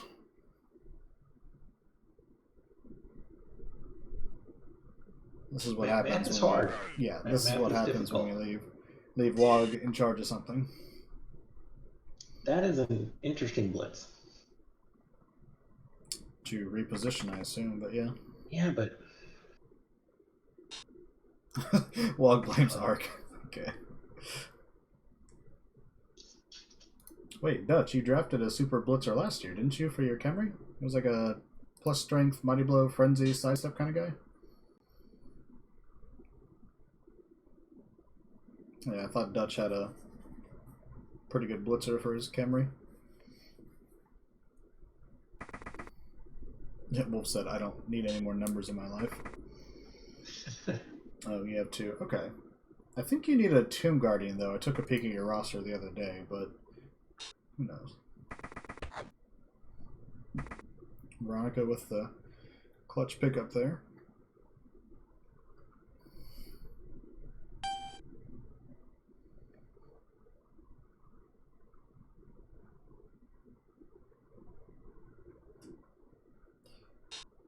Who knows if League history would be different if someone hadn't let Baz trade up for Veronica.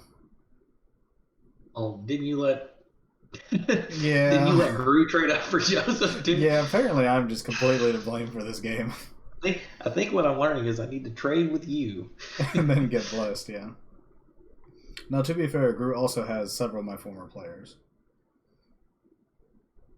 He's doing much more with them than I ever did. But someone's got to.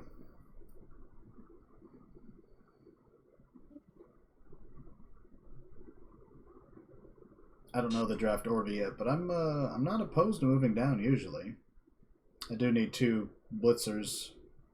Pretty obviously this season I'm only sporting 2 of 4 right now for some reason, so. Well, I peeked in my own roster and I really I had no clue what I wanted to do. So. Well, if you don't need anything, just trade up for one thing, like Asti did. Yeah, that's usually what I do anyway. It's true, because you're like, well, I don't really want that random-ass Hobgoblin at the end of the second round.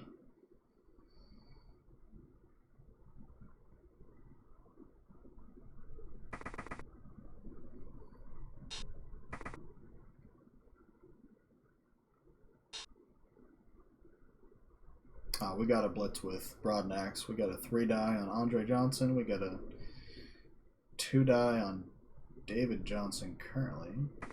Yeah, somebody named Johnson's going to get hit in the face. Yeah. And it's Andre. This feels like a sploosh. Well, it's about time. One part is he can go mark both War Dancers. They both run away from him, but he can go mark them both. True. And it's good positioning, too, because then you can't really go north. Yeah. At least very easily. Stan Jones, Joseph Broadnax, side by side, the two best players in the league. That's what they say, right? Well, Devontae Adams back there in the back has something to say about that, but yeah. Then why is he in the back? He's just a coward. Look at Broadnax up there. He's blitzing his way forward. He's trying to get towards that ball. He's trying to win this game. Devontae Adams back there. He's just chilling on the logo. Probably signing autographs and stuff. He's not interested in championships. Look, Vin Riddick is not remotely the best player in the league, Wog. I know what you did against OTS was absolutely illegal, but fireball them all. That's true. I keep forgetting the fireball is there now. Baz starting his turn with a block? What has gotten into this man's drink?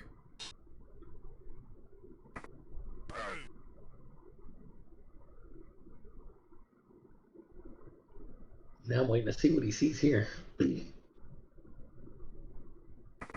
Oh, we're going backwards. We're back to the old Baz. Here's where the tree takes root. You do a blitz so the tree can move somewhere strategically. That's when he's going to root. And then he takes root, yep. Yeah, that's how you guarantee you roll ones, kids. You tempt the gods. Yeah. Who needs a 3 dice block? I'm going to blitz for 2 and move the tree. Exactly.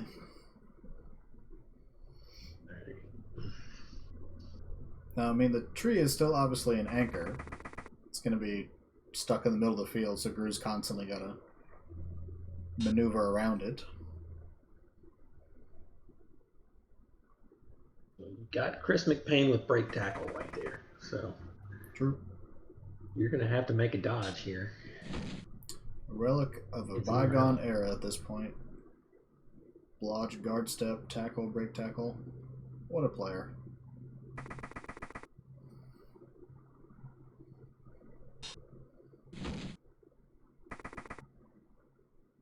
I want to say McPayne was actually on the field with Joseph Broadnax on opposite sides in the NCBB title game when Cal took on freshmen's TCU in their golden generation.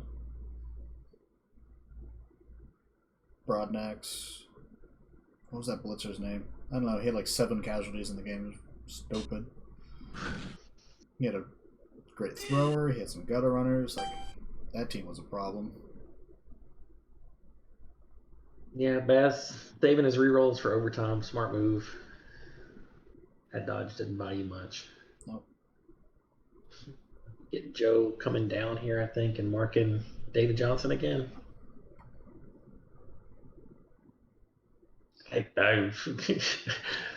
Of course, I'm going to say I think really hard about booting Andre Johnson at the end of the turn with Flinger. But Andre Johnson doesn't provide anything at this point. I mean, sidestep is actually pretty nice, but the problem is I really want to move Chase Garbers into the play, and as soon as you stand everybody up and move him down the field, he's going to run down the field. He's going to run down the field. I mean, that's a fair point. I mean, you could put where's Benny? No, he's in the middle. I mean, I think what's likely to happen is Flinger will go stand where Chase Garbers is at the end of this play. But that's fair.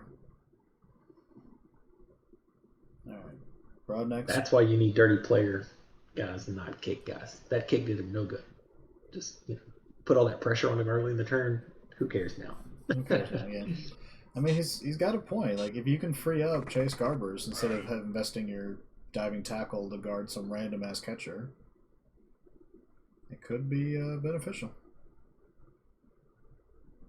This has got to be a removal. Okay, geez. There we go. It's been like turns since we had someone leave the field.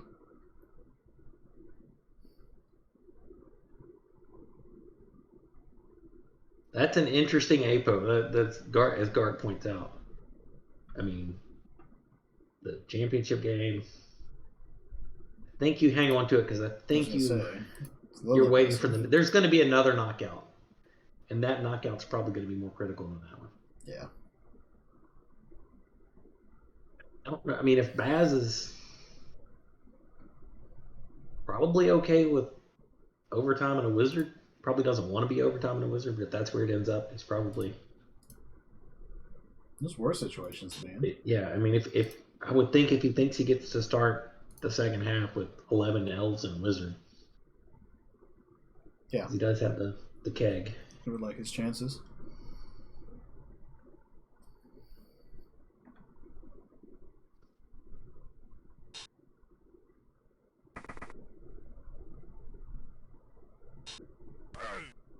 Putting some diving tackle on some elves.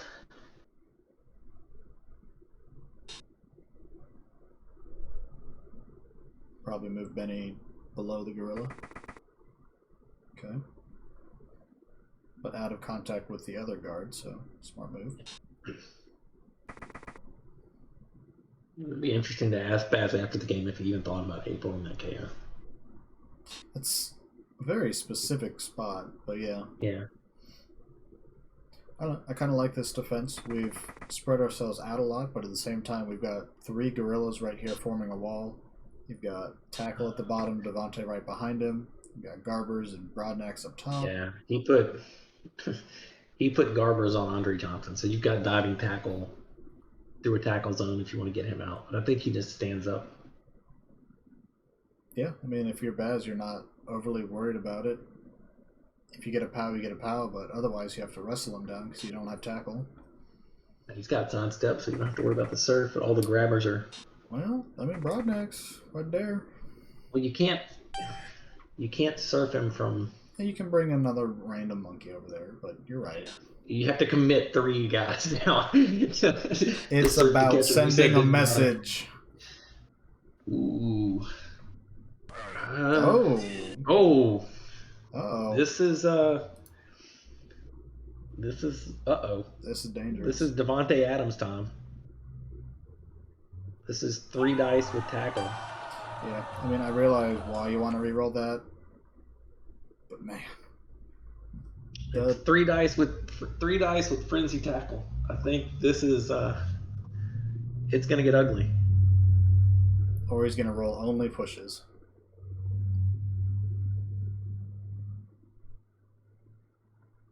Well, I would think you're getting 9 dice on the ball. Yeah, and you're rolling 9 pushes. 9. You're going for 9 pushes. Yes, I am calling it now. No, I don't care what the math says. No wrestle, no tackle. 9 pushes. 9 pushes. You're probably frustratingly right. That is the thing, though. Like, you have like everything set up, and you're like, yes. I don't think I do anything else before that if I'm Grew. I mean, no, maybe I you try to move Joe first. But... I need to see what happens. Yeah.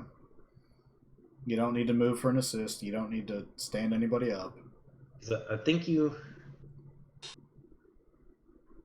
You know, if Grew was so good at this game, he would avoid this free, easy shot on the ball that Nuffle gave him because he doesn't need it. He should have gone for the surf with Broadnecks. Like, Grew can win a championship without having like this easy 3-die on the ball. Like that. Any Wog could even get a 3-die on the ball here. Like, that's how easy it is. Yeah, there's the ball. All right. Well. No, it's not a grit scatter because now you're going to push somebody onto that ball. I was going to say now. You're going to. You have to make Grew work for it, though. I think you push Brennan Scarlet onto the ball.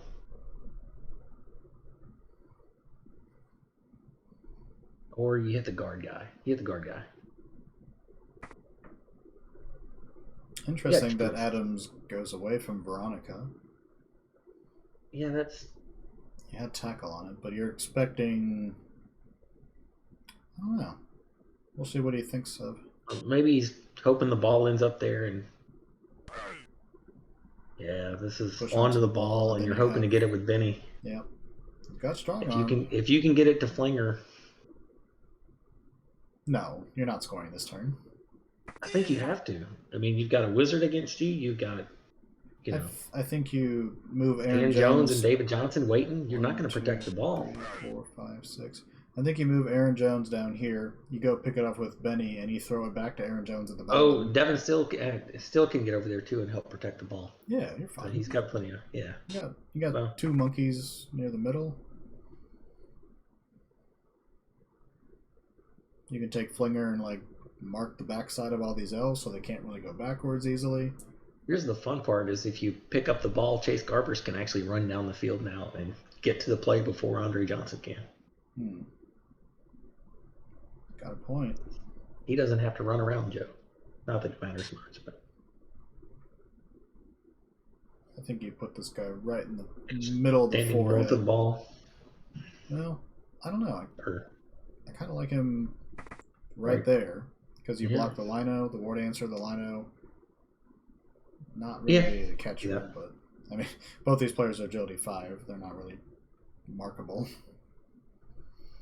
When you've got Is he heading to Devontae? He's heading to Devontae. Okay. I think He thought about JFI, but I'm not sure it gains you much. So Garbers is going to come down, tag probably David Johnson and Brian. I think. Oh, he's going for Veronica? Yeah. This is a pretty brutal spot, except for the Wizard. Oh, that's a big pal. I think you have to see the Wizard in a elite, maybe. Yeah. This is an ugly spot. Yeah. But this is where elves turn it around.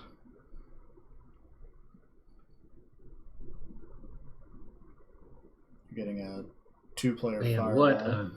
Baz, went from, again, I told you he's feeling really confident he's in control, and just one little, I re-rolled that block I shouldn't have re-rolled. And okay, we only get Devontae, but that's the important part. Yeah, he's got a really good chance. I mean, Veronica's going to go pick up that ball now.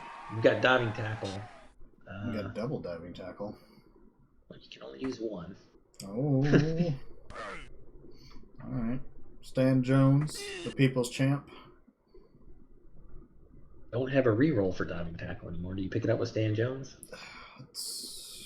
That's a tough call. I think I would stand next to it with Stan Jones. I mean, you did stun Devontae Adams, so you don't have the strength 5 guy there to blitz you back, but you do have. I mean, Garbers and Benny have wrestle. Yeah. But Stan Jones comes through when he's needed to most, but doesn't have a lot of movement left. No, I mean, like I said, I think Guru is still feeling really confident right now. Boy, how things change. No, you can't fail the first thing on your turn. That was that re-roll he's got to be kicking himself for. Yeah. He's got to be kicking himself for.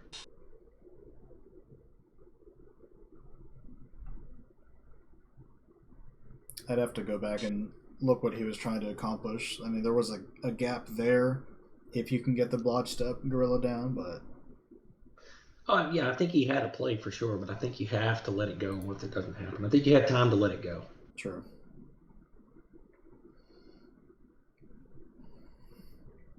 Now we gotta start thinking about getting someone in scoring range, I guess. Unless we just want to turtle up and play for overtime since you're still not in a very good spot.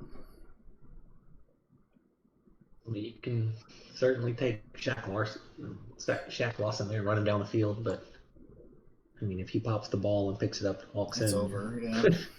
Doesn't really matter how many guys you have in scoring range. You don't have the ball. Yeah, I think we gotta come back. I think maybe as a very last action, you do run Andre Johnson and just throw him down the field there. Oh yeah, for sure. Yeah, Shaq Lawson was more the question of what to do with him. Does he go downfield? Does he guard here? Does he come back for the bone and bows? Man, diving tackle just sucks. Yeah, especially in mass like that. Especially against agility 5. Yeah. Also, not having tackle to combo with it is actually probably the backbreaking part. Yeah. But yeah, I mean, we're still not safe. You can still walk over to Stan Jones and hit him from this spot.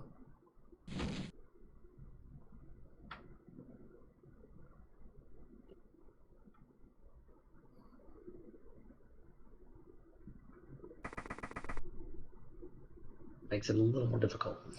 Yeah. And now we have someone scoring. See, I started off this broadcast by saying poor elves this, poor elves that, and now I'm like, man, no wonder people don't like elves. They do all this elf crap. Yep.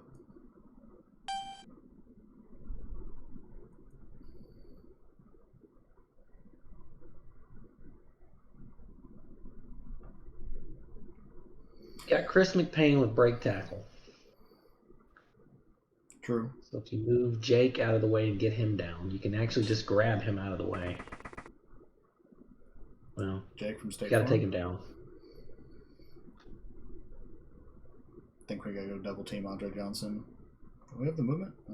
Yeah, I don't know what else you're going to do with that other. Now you can't even What get is there. Bobo going to do if he's not going to run down the field?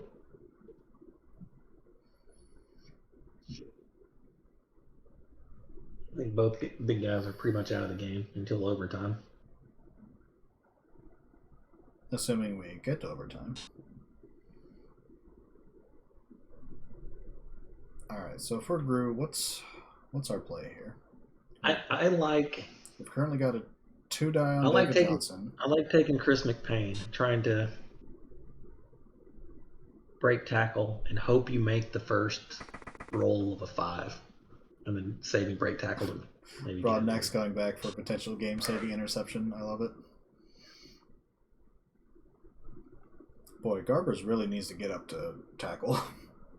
I mean, he can also be replaced in the draft with someone who's not injured, but not having tackle seems to have been slightly problematic. I like that he takes the push instead of the push pal, just because You don't get the option to fall down. Yeah, I don't want you to fall down. it's true. There could be some like random specific niche scenario where falling down is actually better, and Baz and Gru are the two coaches in the league who'd be smart enough to see it. Yeah.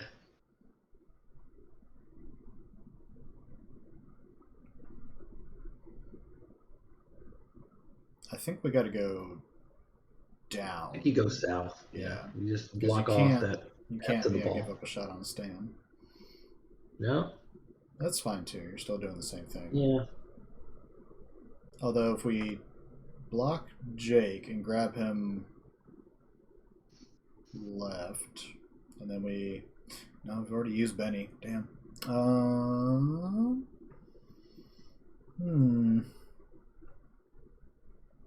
You got to move Bobo now. What's he doing up there? I mean, do you really want to GFI to get on top of Andre Johnson though, to force the threes? Well, it's not even threes plural. It's a 3 then a 2. Is it a...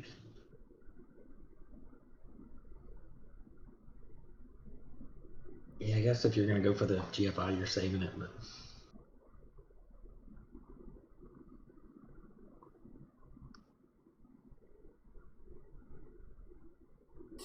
It's only fitting that another NBFL Super Bowl comes down to the wire.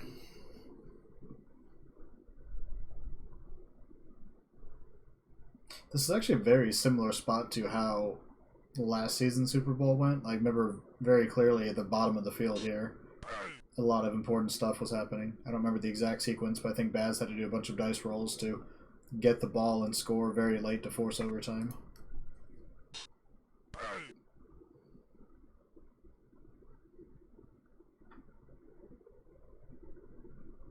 I think you need to follow that up.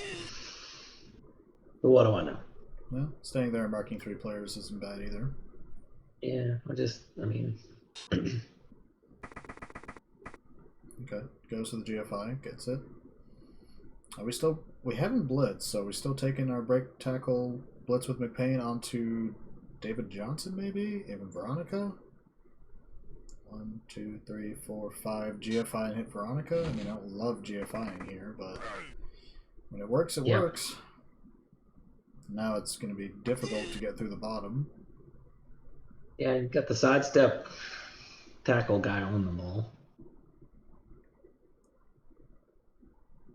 Where does Flinger go at this point? Actually, I kind of like him where he is. Yeah, didn't hate it. Oh. Oh, burns the reroll and doesn't get anything out of Did it. he need to do that? I don't understand what happened there. He was Was that a trying to misclick? he was trying to flip around and I guess cover the retreat, but yeah, I'm not sure Baz can go backwards at this point. I mean, maybe he could. But I assumed we were standing at Veronica. Just wondering if he actually needed to dodge to get wherever he was going. Oh, that's a fair point. Could have taken the long way and done a GFI instead. Okay, so we're going to stand at Probably Veronica. not. 2-die with David Johnson on the wrestle. And then blitz Aaron Jones with Stan Jones, make our way downfield, and then send Andre Johnson downfield, and hope, I guess.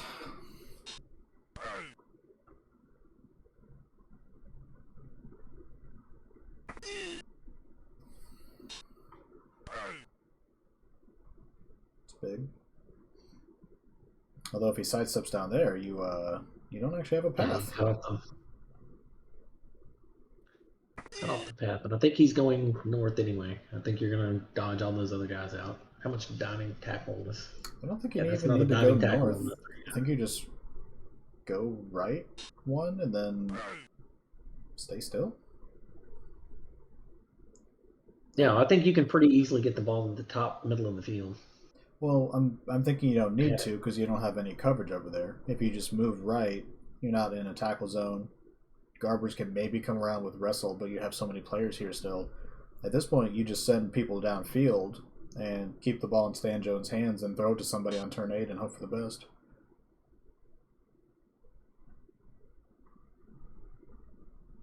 Because Devontae's marked by tackle, so he's not going to be able to like dodge sack.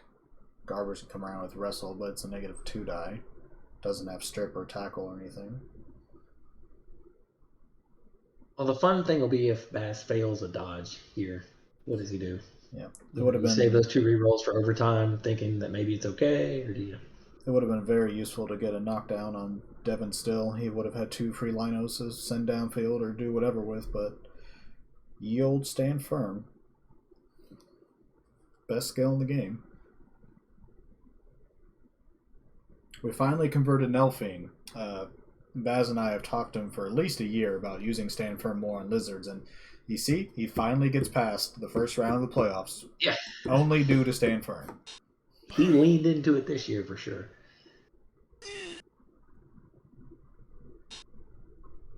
Oh, yeah, when I played him the first time. We're doing something right now. Yeah, no, I thought that doing something right now strategy was not a bad one. Is he going to try to score right now? No, he's not going to score right now, but if you get just pass and then hand off to the catcher? No, you can't hand off to the catcher. If anything, you would have to hand off to Reed and then throw to the catcher. But no, you don't want to throw because you got those monkeys that can intercept. Well, no, you're gonna dodge out with Andre and then throw. Because you can't hand off right now. You're still in the tackle zones, even with catch. So you walk over, hand off to Reed, dodge away with Andre, but then Mark thinks he's scoring. He's thinking about scoring. Okay, so if we're going to go to score here, I think we do the dodge first. It's a 3 and a 2 with a dodge reroll. If you don't get it, you're still in a decent spot.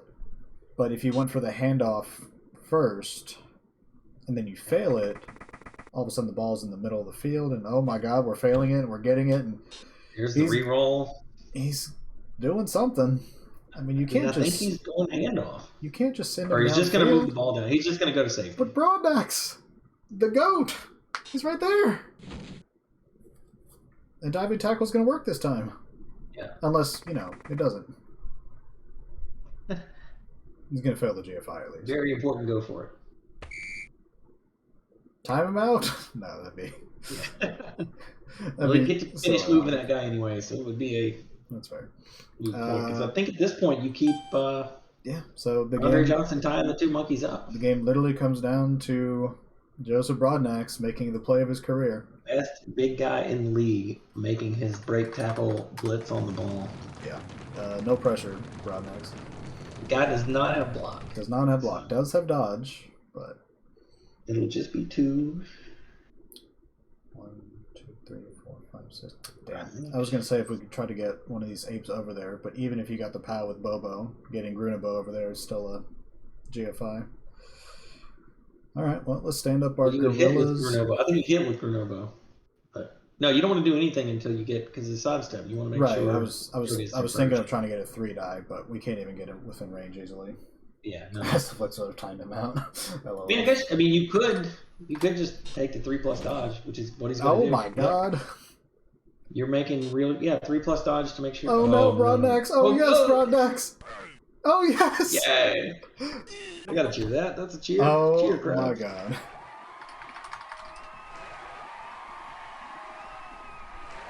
Wow. Game is not over. Well, it's pretty close to over, but it's not over. The ball can still get thrown in by the fan somewhere. You've got Stan Jones. Stan Jones is still well within range, yeah. So I'm also surprised we didn't stand up the gorillas or anything. You gotta get somebody to throw the ball to. You gotta get somebody who can pick it up and pass it, and then you've got to be able to. All you need is 3 elves, and he's got 3 in the relative. Stan Jones is making the hit. Yeah, Stan hits. Justin Reed, I think. No, Jake Milton. First is Stan hits, and I think you hope Stan pushes the ball into the crowd with the strip ball. Or knocks him into the crowd. No, you blitz him from the northeast and push him south, and the ball goes south. Probably. Maybe. I don't know. You're elves. You've got dodge on all 3 players. Yeah. You probably got this. You have a reroll. I think we got to get Garbers on to Stan Jones. And Broadnax catches the bounce. It's certainly feasible. I mean, extra arms, man. Yeah, extra arms are good. Take Aaron Jones, go tag Jake. I mean, he has dodge, but it's better than nothing. Take Chase, go tag Stan. The only thing I know is that Grue cannot score. So yeah, Grue's. But I think Grue's pretty happy with where he started the half and where we're at now. So true. Would have been much happier if he had gotten held onto the ball down there, but yeah, Wizard. What can you do? Here's the real question: is if Baz has an that's a huge POW. That's a big POW. I would have been terrified to throw that block. I think you have to. Yeah, but, I mean, but I'm a coward. if you push him, who cares? I mean, but if you fail, he just. It's 2 dice. You're probably not failing. You're probably. But if you do, it's just a free walk into the end zone. Not that the dodge was guaranteed, but it's almost a guarantee. Yeah, I was counting the dodge as guaranteed. I'm still counting that as he's going to walk into the end zone. He can still walk into the end zone, basically. You had a shot at an arm break. The question is, there we go. If you're Baz, do you use the reroll on this turn, or do you just? I think it depends on where on the turn it happens. Yeah. I mean, if you use it on your first dodge out, no. If you use it popping the ball, maybe. And obviously, if you're handing off into the end zone, hell yeah. You probably let that go.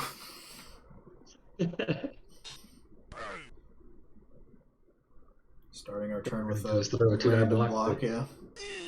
I'm trying to see the. What did that do? We're gonna block a path for Stan Jones to come around without going through diving tackle, in theory. But he's just gonna leap 3, right? You could, but you're trying to do you just leap behind Chase, and then you. Oh no! Okay, that could have been disastrous. You don't leap; you just dodge. I mean, yeah. I told you the dodge wasn't guaranteed. It almost failed. Alright, so we're just taking Stan Jones, 3+ leap, 3+ dodge. 2+, right?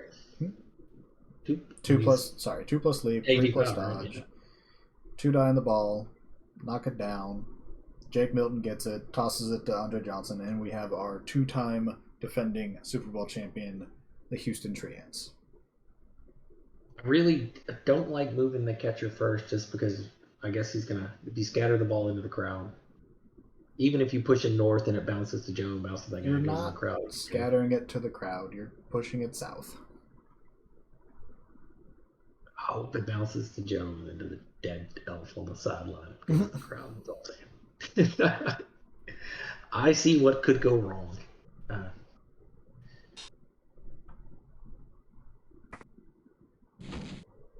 we go. Diving tackle again, not useful. Stan Jones pushes south, doesn't follow, and adds insult to injury.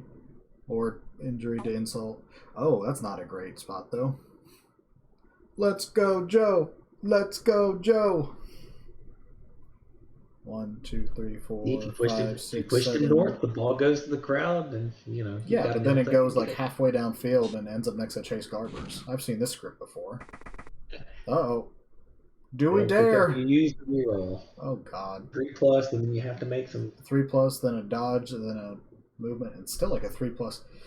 Yeah. Oh, no. He's got to think about it. I mean, this is tough. I say no, but God. I think you do it. I mean, 3+, you tell me I can 3+, 3+, 3+ to win a game. 3+, 2+, 3+ to win a game. But that's if your math is right. And my math is always wrong. I think we can agree on 3+, 2+. It's a 4+ pass, yeah. Unless you dodge through tackle zones, which you... And we're both just giving him the catch. Yeah, we're just assuming the catch works. I'm not going to say this is the decision that makes and like defines Baz's career, but oh my God.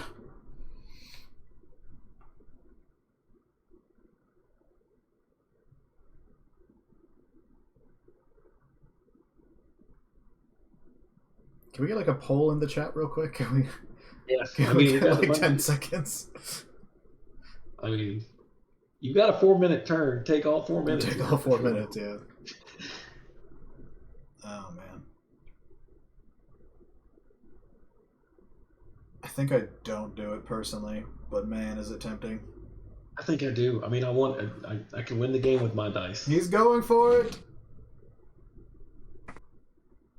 That's a long pass, and he doesn't quite get it. Oh no. The 4+ pass got him. I wonder if he just didn't see the option to perhaps dodge through the tackle zone. He gets the ball. He gets the ball again. Wow. That has no reroll. Perhaps we see the same. Perhaps Nuffle giving back a little bit for the courage to go for it. Man, what a game.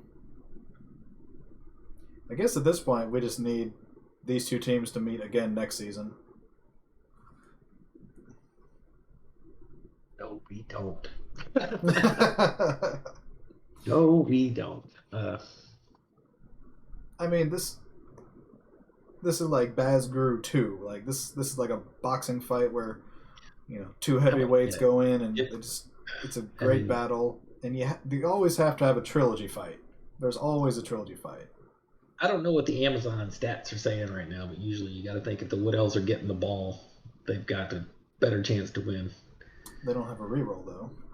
But they don't have a reroll. But the ball is theirs.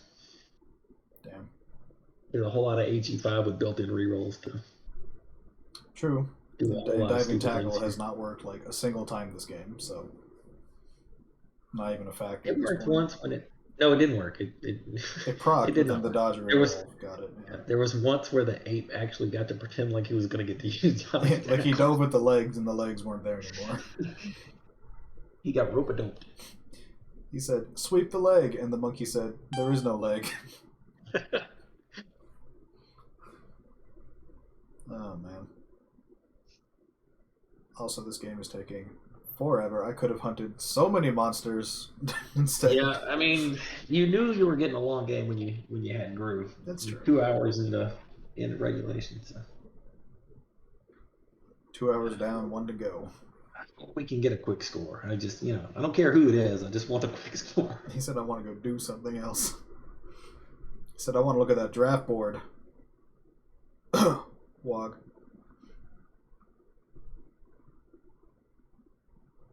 Also, I know you're not changing races, but this X-Band draft, dear God, is it rigged? Yeah, it looked pretty good. I keep thinking about it. I'm just like, I feel like I'm close enough. Whatever you're doing is working. I mean, you got to a Super Bowl. I really just want to beat up the monkeys one good time. Beat up the monkeys. He said, "My life for the monkeys." Yeah. Look, it would be very poetic if you could beat up the monkeys and go on to win it all in the same season. Just like poetic justice. Perfect defense. I don't know. This Other than move away from the tree, I don't know what you're going to do here. Yeah, I'd rather play it safe. You have the reroll advantage. The elves are so fast that if you mess up once, they're behind you. But looks like he's going to be a little more aggressive than I would be. But when you have the best, most reliable big in the league... I don't know that this is more aggressive, because I think he's just going to replace those players with other players. No, he's going to be more aggressive. Never mind. Yeah. That is definitely more aggressive. Yeah. When you have the best, most reliable big in the league who makes big plays in championship games, I mean, you put him on the front line and you press W. Remember what I told you earlier in the second half, how Davante Adams was like just a prima donna? Who was making the game-winning play, or game-saving play, potentially game-winning play? It was Broadnax. It wasn't Davante Adams. He did eat one of those really important rerolls, I'm just saying. Yeah, he's not perfect. Yeah. Look, Davante Adams got a free 3-die on the ball, and then got stunned after the fireball hit him. Yeah, he did get hit by a wizard, so it took somebody from in the stands to take Davante down. But look, Broadnax is the real MVP here. He is. I'll say it again. Best big guy in the league, just from what he does for his team and how reliable he seems to be. Yeah, like you're hitting him instead of the gorillas, and that's the most important thing. Because you shouldn't be doing that.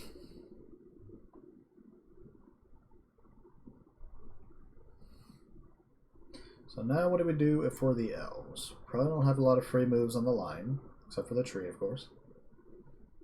I mean, I think you go hit Bruno Bow and then run Andre Johnson down the field. I think we 2-die block Broadnax with the tree, send a message, and then... Well, if you're going to send a message, then you got to follow that up with a foul. I mean, clearly. Yeah, then we're gonna 2-die block Devin Still and then foul him because he's AV7. That makes just more sense. And you want to make sure you do all of that before moving anybody else. Yes. Okay. If we hit Grunabo, we're swinging around somebody, I guess. Yeah.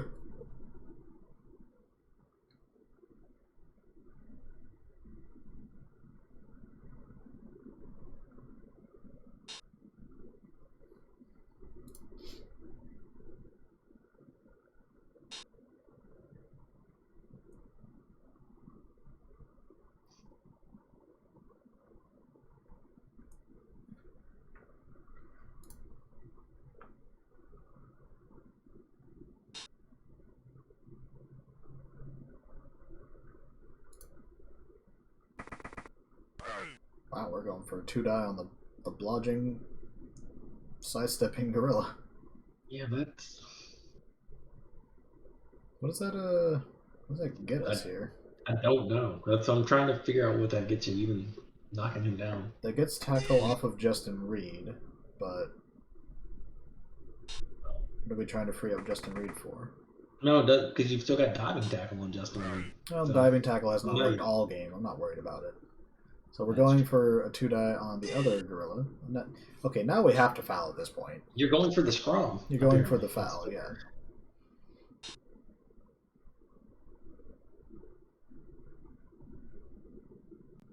Are we giving the ball to Veronica on column 11?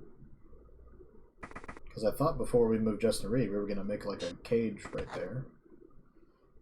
And as I put Veronica in scoring range on column 11 and, well, 12, I guess, and then I don't know. We're going to be patient. That's what we're going to do. There's been a lot more blocks this game by the Wood Elves than I would have ever imagined. That's for damn sure.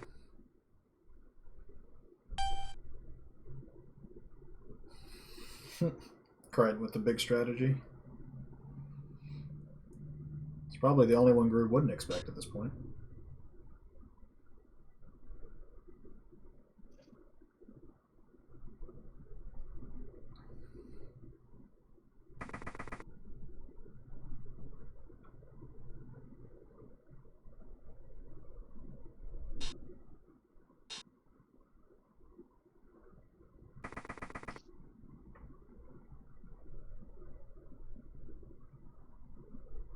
Where are we gonna blitz? I think I almost want to blitz David Johnson just to get the. Look, we missed our opportunity in the first half. We can't blitz him now. Yeah. We got to blitz Shaq Lawson and then secure the middle. Baz will go south, and we'll meet him there. And then he'll go north, and we'll meet him there. And then just back and forth. Like a cat chasing a mouse or I think what or a I think what monkey. you're telling me is this is going to drag out. This is going to drag out. It's going to be like a monkey chasing a banana. That's something people say, right? A monkey chasing a banana? I'll allow it. Okay.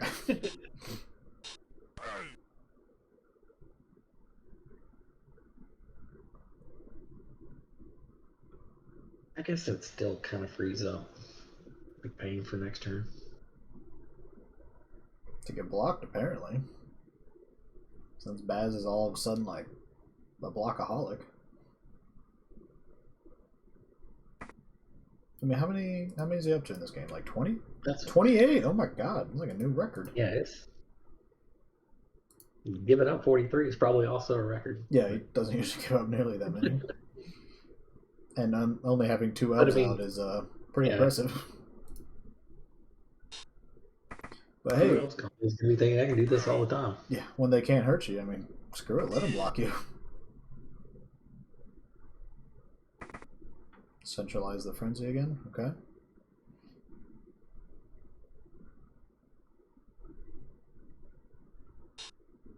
I think we got to put Broadnax in position to break tackle, hit on the ball eventually, because no one else is reliable enough to do it.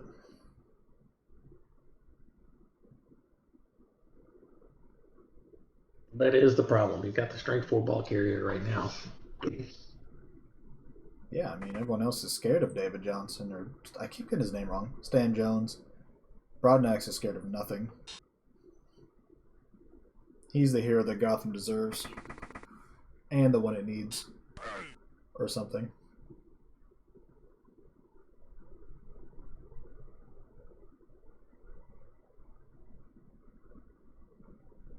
Looks like a really good defense, and I'm going to find out why it's not.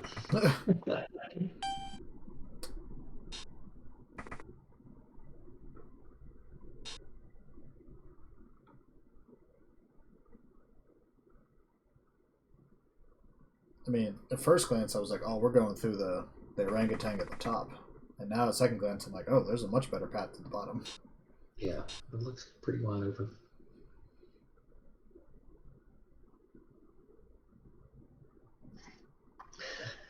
The ball blitz is right there.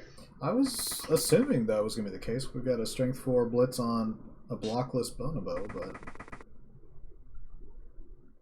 I think with no rerolls, he's already failed his important block of the game. Yeah, he's like, let's not do that this time.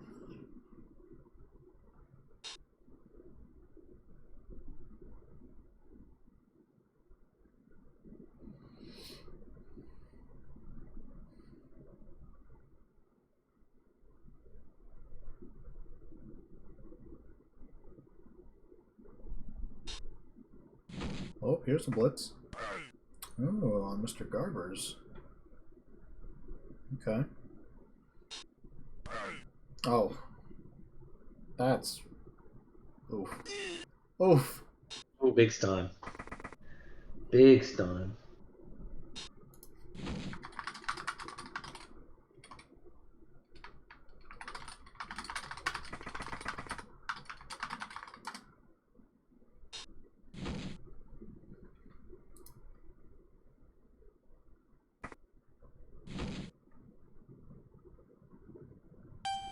Yeah, overtime, for those who don't know, D6 plus rerolls. So right now, Grue has that advantage. Don't think we're going to get to overtime. No, it feels like he's going to have to force the issue somewhere along the way here.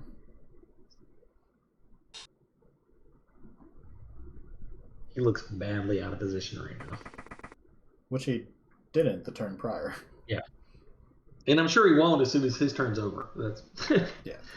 I mean, I think that's one of the things you see with good coaches is like Oh, this guy's in a great position. Oh wait, no, he's in a terrible position. Oh wait, no, he's in a great position. A great position again, yeah.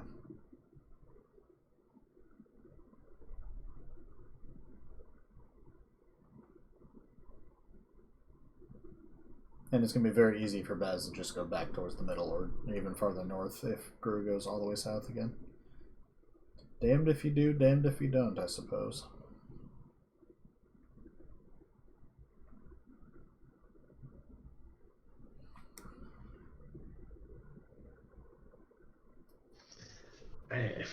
You know, I'm staring at a 86 guy, AG5, kind of a threat to score. I think that's the guy I want to go hit.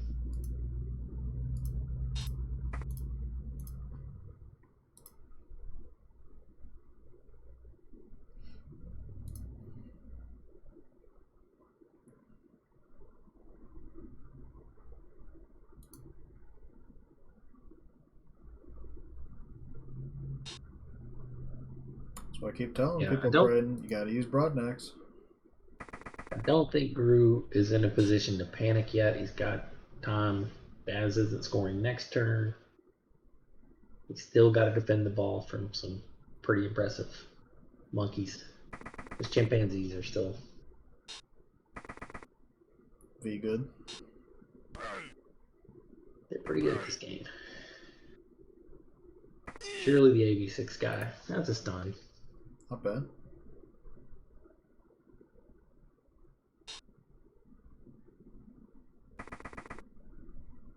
I'd almost leave McBain right. Oh.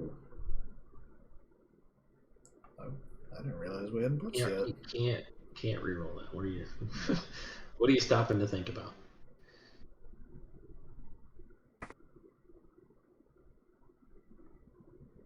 Extra harms. Oh, it's so good. I think you just take extra harms and mark Veronica, let her run away. But snake eyes happen. I don't know that we've seen a snake eyes yet. Not really. Let me just put that out there in the world. Yeah. Okay. We've got the tree free. We've got these linos free. David Johnson, Steve Slayton. Veronica's on a 2.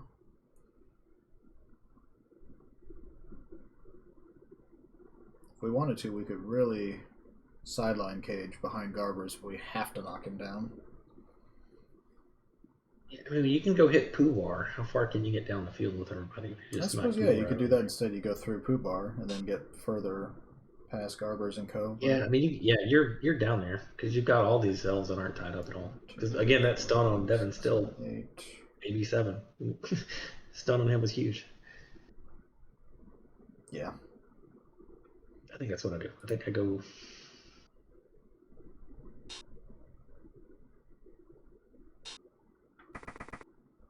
No, he's going the other way. Well, there's definitely a pretty big gap up here with no monkeys. Oh, and if you can get the tree on old Broadnax. Tree on monkey action here. Yes, sir. Can't find that anywhere else on the internet. You would think. You would think, yeah. Okay, there have been snakes on armor rolls, Jeffro. That is a valid counterpoint. Yeah. There's been a little bit of a pillow fight in that regard. A surprising number of blocks again. I kind of expected a pillow fight when we started, but it was mainly we didn't think that the Wood Elves would be allowing contact. And yeah, this has been a pretty... not going out of his way to overcommit and get bashy all of a sudden. Pretty solid turn for Baz. Both of us were looking to go straight through the bottom, and he saw a different path, and could be better. Could be worse. We may find out. We may never know. But I do find it strange that no one but David Johnson is in scoring range. Because you keep playing this cat and mouse game, but... Yeah, I think, something's going to happen. Or Brian pushing that's about to get hit really hard, I think. Who, does Brian? Yeah, he's not going to have a long career at this rate. A lot of guys are about to be mad at that guy. And then I think, you blitz David Johnson with somebody. Look, we've said that At least 5 At times. some point, David Johnson has to get hit in the face. He has to He's get just blitzed. been asking to be blitzed all game. It's true. And tactically, that does make a lot of sense here. Look, that's a 2+ dodge for Joe to go over there. Right, even 3 dice. 3 dice. Yeah. I think we take. No, you could go over there with Devontae Adams. We take Benny, block the lino. We use Broadnax, block Jake from State Farm, and then we use Devontae Adams to blitz David Johnson. Yeah. After moving other players. Yeah, after moving everybody else. Everybody else needs to. Wolves does have a good point. If we somehow chain Brian, we can move Broadnax above the tree and then break tackle into the cage and then hit Stan Jones, which would not be a good play because there's double guard there. But I'm sure there's a better play that Gru could see that I'm not.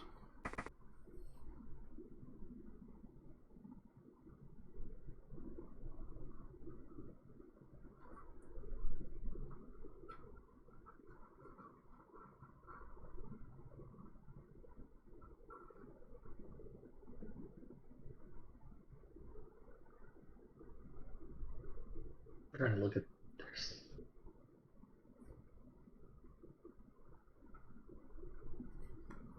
everything I want to do that looks crazy has the stand firm tree problem. Yeah. It's amazing how much of a problem he is, and yet you know you shouldn't block him at all or deal with him.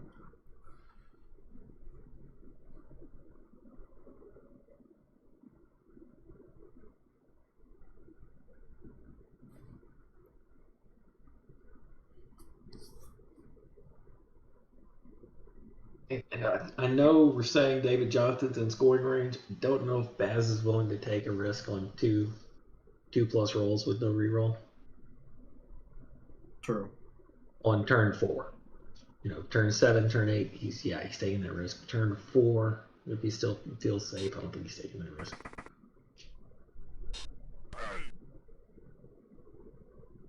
Oh my god, Aaron Jones just did the block. He doesn't have block. But it was a 3-die. 3-die, and it set up some chain pushy fun. Because you're gonna get you're gonna put you're just gonna push Broadnax to David Johnson and let him hit him. You'd have to fill in that gap, but yeah. Yeah, you're gonna fill in that gap with extra harms. But wouldn't you just use or Chris McPayne? I don't want Chris McPayne next to the tree. Not really, no. I want Chris McPayne next to the ball.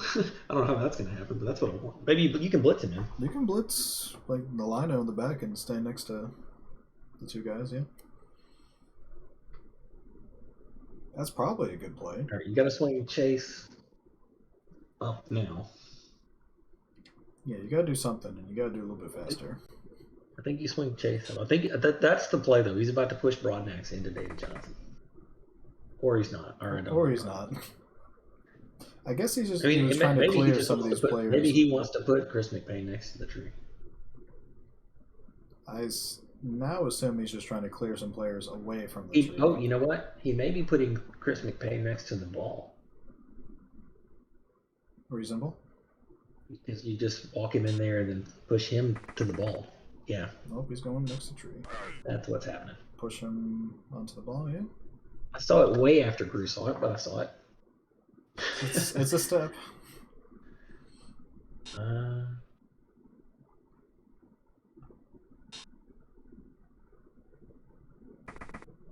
Finally blitzing David Johnson. Double pow. And we're killing him. And Okay. we're not killing. We're rolling snakes on the armor roll. But now we gotta foul. Please foul. No.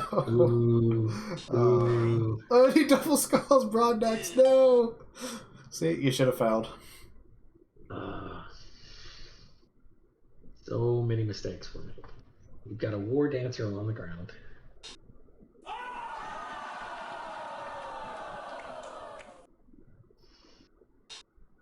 You know what? I'm willing to forgive Broadnax for his skulls this game because he made the play that had to be made.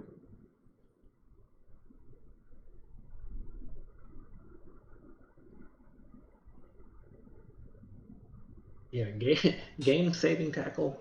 Probably not game losing double skulls. That probably doesn't.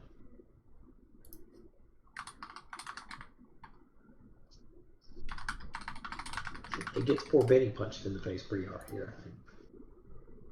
You mean pretty softly in the face. We have had one injury. Yeah, no one's getting hurt. We've had 2 injuries. Okay, well, 2 injuries the entire game. I failed to believe that happened. Oh, he's just blitzing Chris McPayne off the start of the turn. Remember what happened last time we had a War Dancer start a turn with a blitz. Didn't go as well. Oh, now we're making our push. We've got 3 elves free. We've got 2 dodges on 2s. You get 2 more free.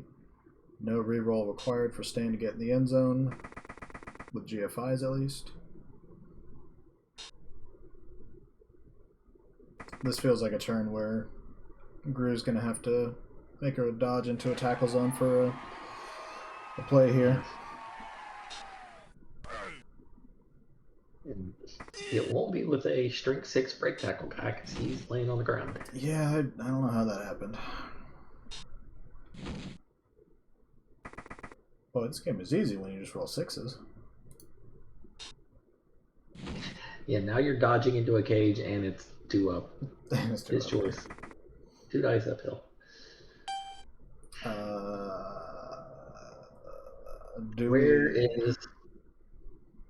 I think the play is I hit David Johnson because that's always play number 1. No, I think I do hit David Johnson and try to dodge out with Devontae Adams. And maybe just cage. Maybe it's time to cage dive and hope you get that 6. I don't know what else you're going to do. No. There's no good options. No. You can either hope Baz fails a 1 in 36 next turn, or you could try to make a 1 in 36 play yourself, I guess. I mean, Garber's with Wrestle. Yeah, I mean, I guess if you can get on the ball, it's a 1 in 36 2-dot block. I mean, and then maybe if you got the sidestep diving tackle guy with the blodger on the ball. Do we want to... I think we use Garber's dodge into the cage and go for the -2 die, because it's still a 2, even with the 2 assists, and you have Wrestle, and you have dodge to try to get in there, even though it's going to be a 5?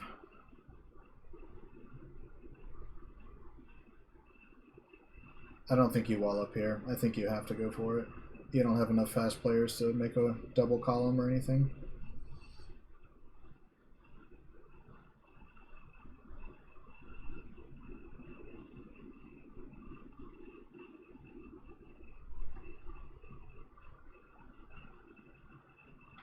Yeah.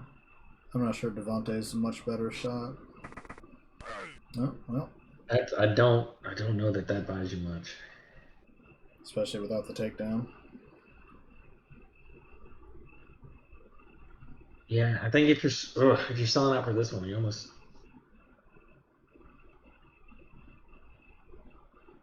I think we're done here. I don't know. Like I said, he's going to put some tackle zones on the ball. And dice rolls have to be made, so. Yeah, I mean, nothing is guaranteed in Blood Bowl, unfortunately. Or fortunately. I guess it depends on your situation. Yeah.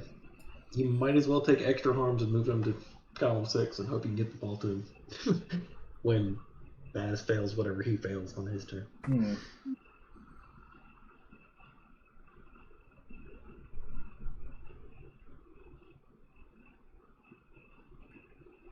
think we have to dodge. Yeah, when you go there.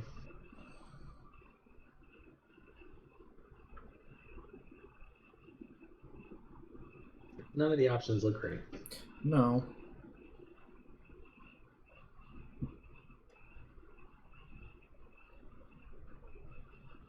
And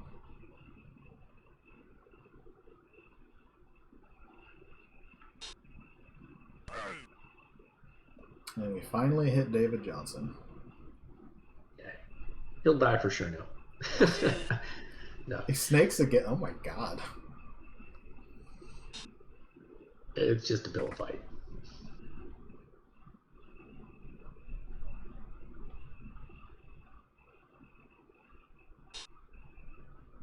One can only imagine if Grue had slightly average armor rolls in this game, how different it could have been. He's been so close to winning a title with Monkeys for 2 seasons now, only for it to literally slip through his fingers at the end of both Super Bowls. But he's also won like what 5, 6 with Frogs, Yeah. so I don't think he's lacking in the trophy case.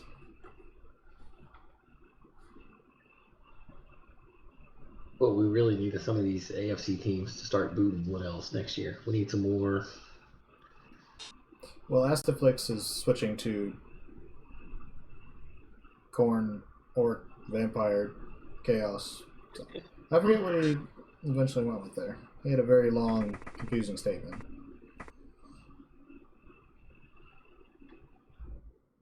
I hope it's something with 30 players. Sure, it will be. It's Astaflix. There'll always be dirty players. I think he had dirty players when he's running Vampires. Of course, you have dirty players running vampires. What else are Thralls good for? You got a point. Getting killed by your own guys and Yeah, basically. throwing boots. That's what they do.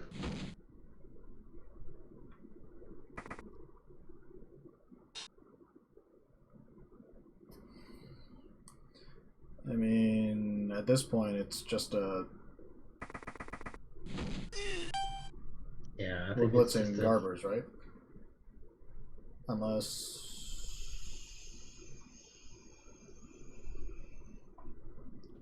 Do we blitz Aaron Jones instead and then dodge through? We have You guard. can just blitz Garbers, and if you knock him down, you win. If you. But what if he wrestles you down? Yeah. So I think we take. Yeah, I mean, like I said, you have to roll. You're going to have to roll some kind of dice here, and you don't have a reroll, so it's. Yeah. Nothing's good. I mean, I think you're going to maybe just go for the leap and dodge and call it a day, maybe. 2+, 2+, and I don't see anything. Okay, I think we take Justin Reed, put him to the right of Garbers, blitz Aaron Jones with Stan Jones, and even if you just pushed, you can leap out afterwards. But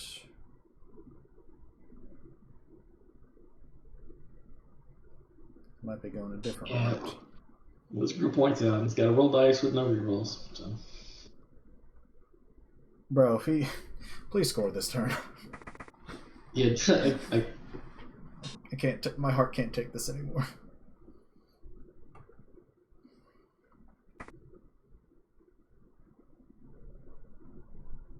Please don't like blitz Devontae Adams here. Yeah. Taking the super safe play and caging up on the other side and waiting for next At turn. At least move the tree first.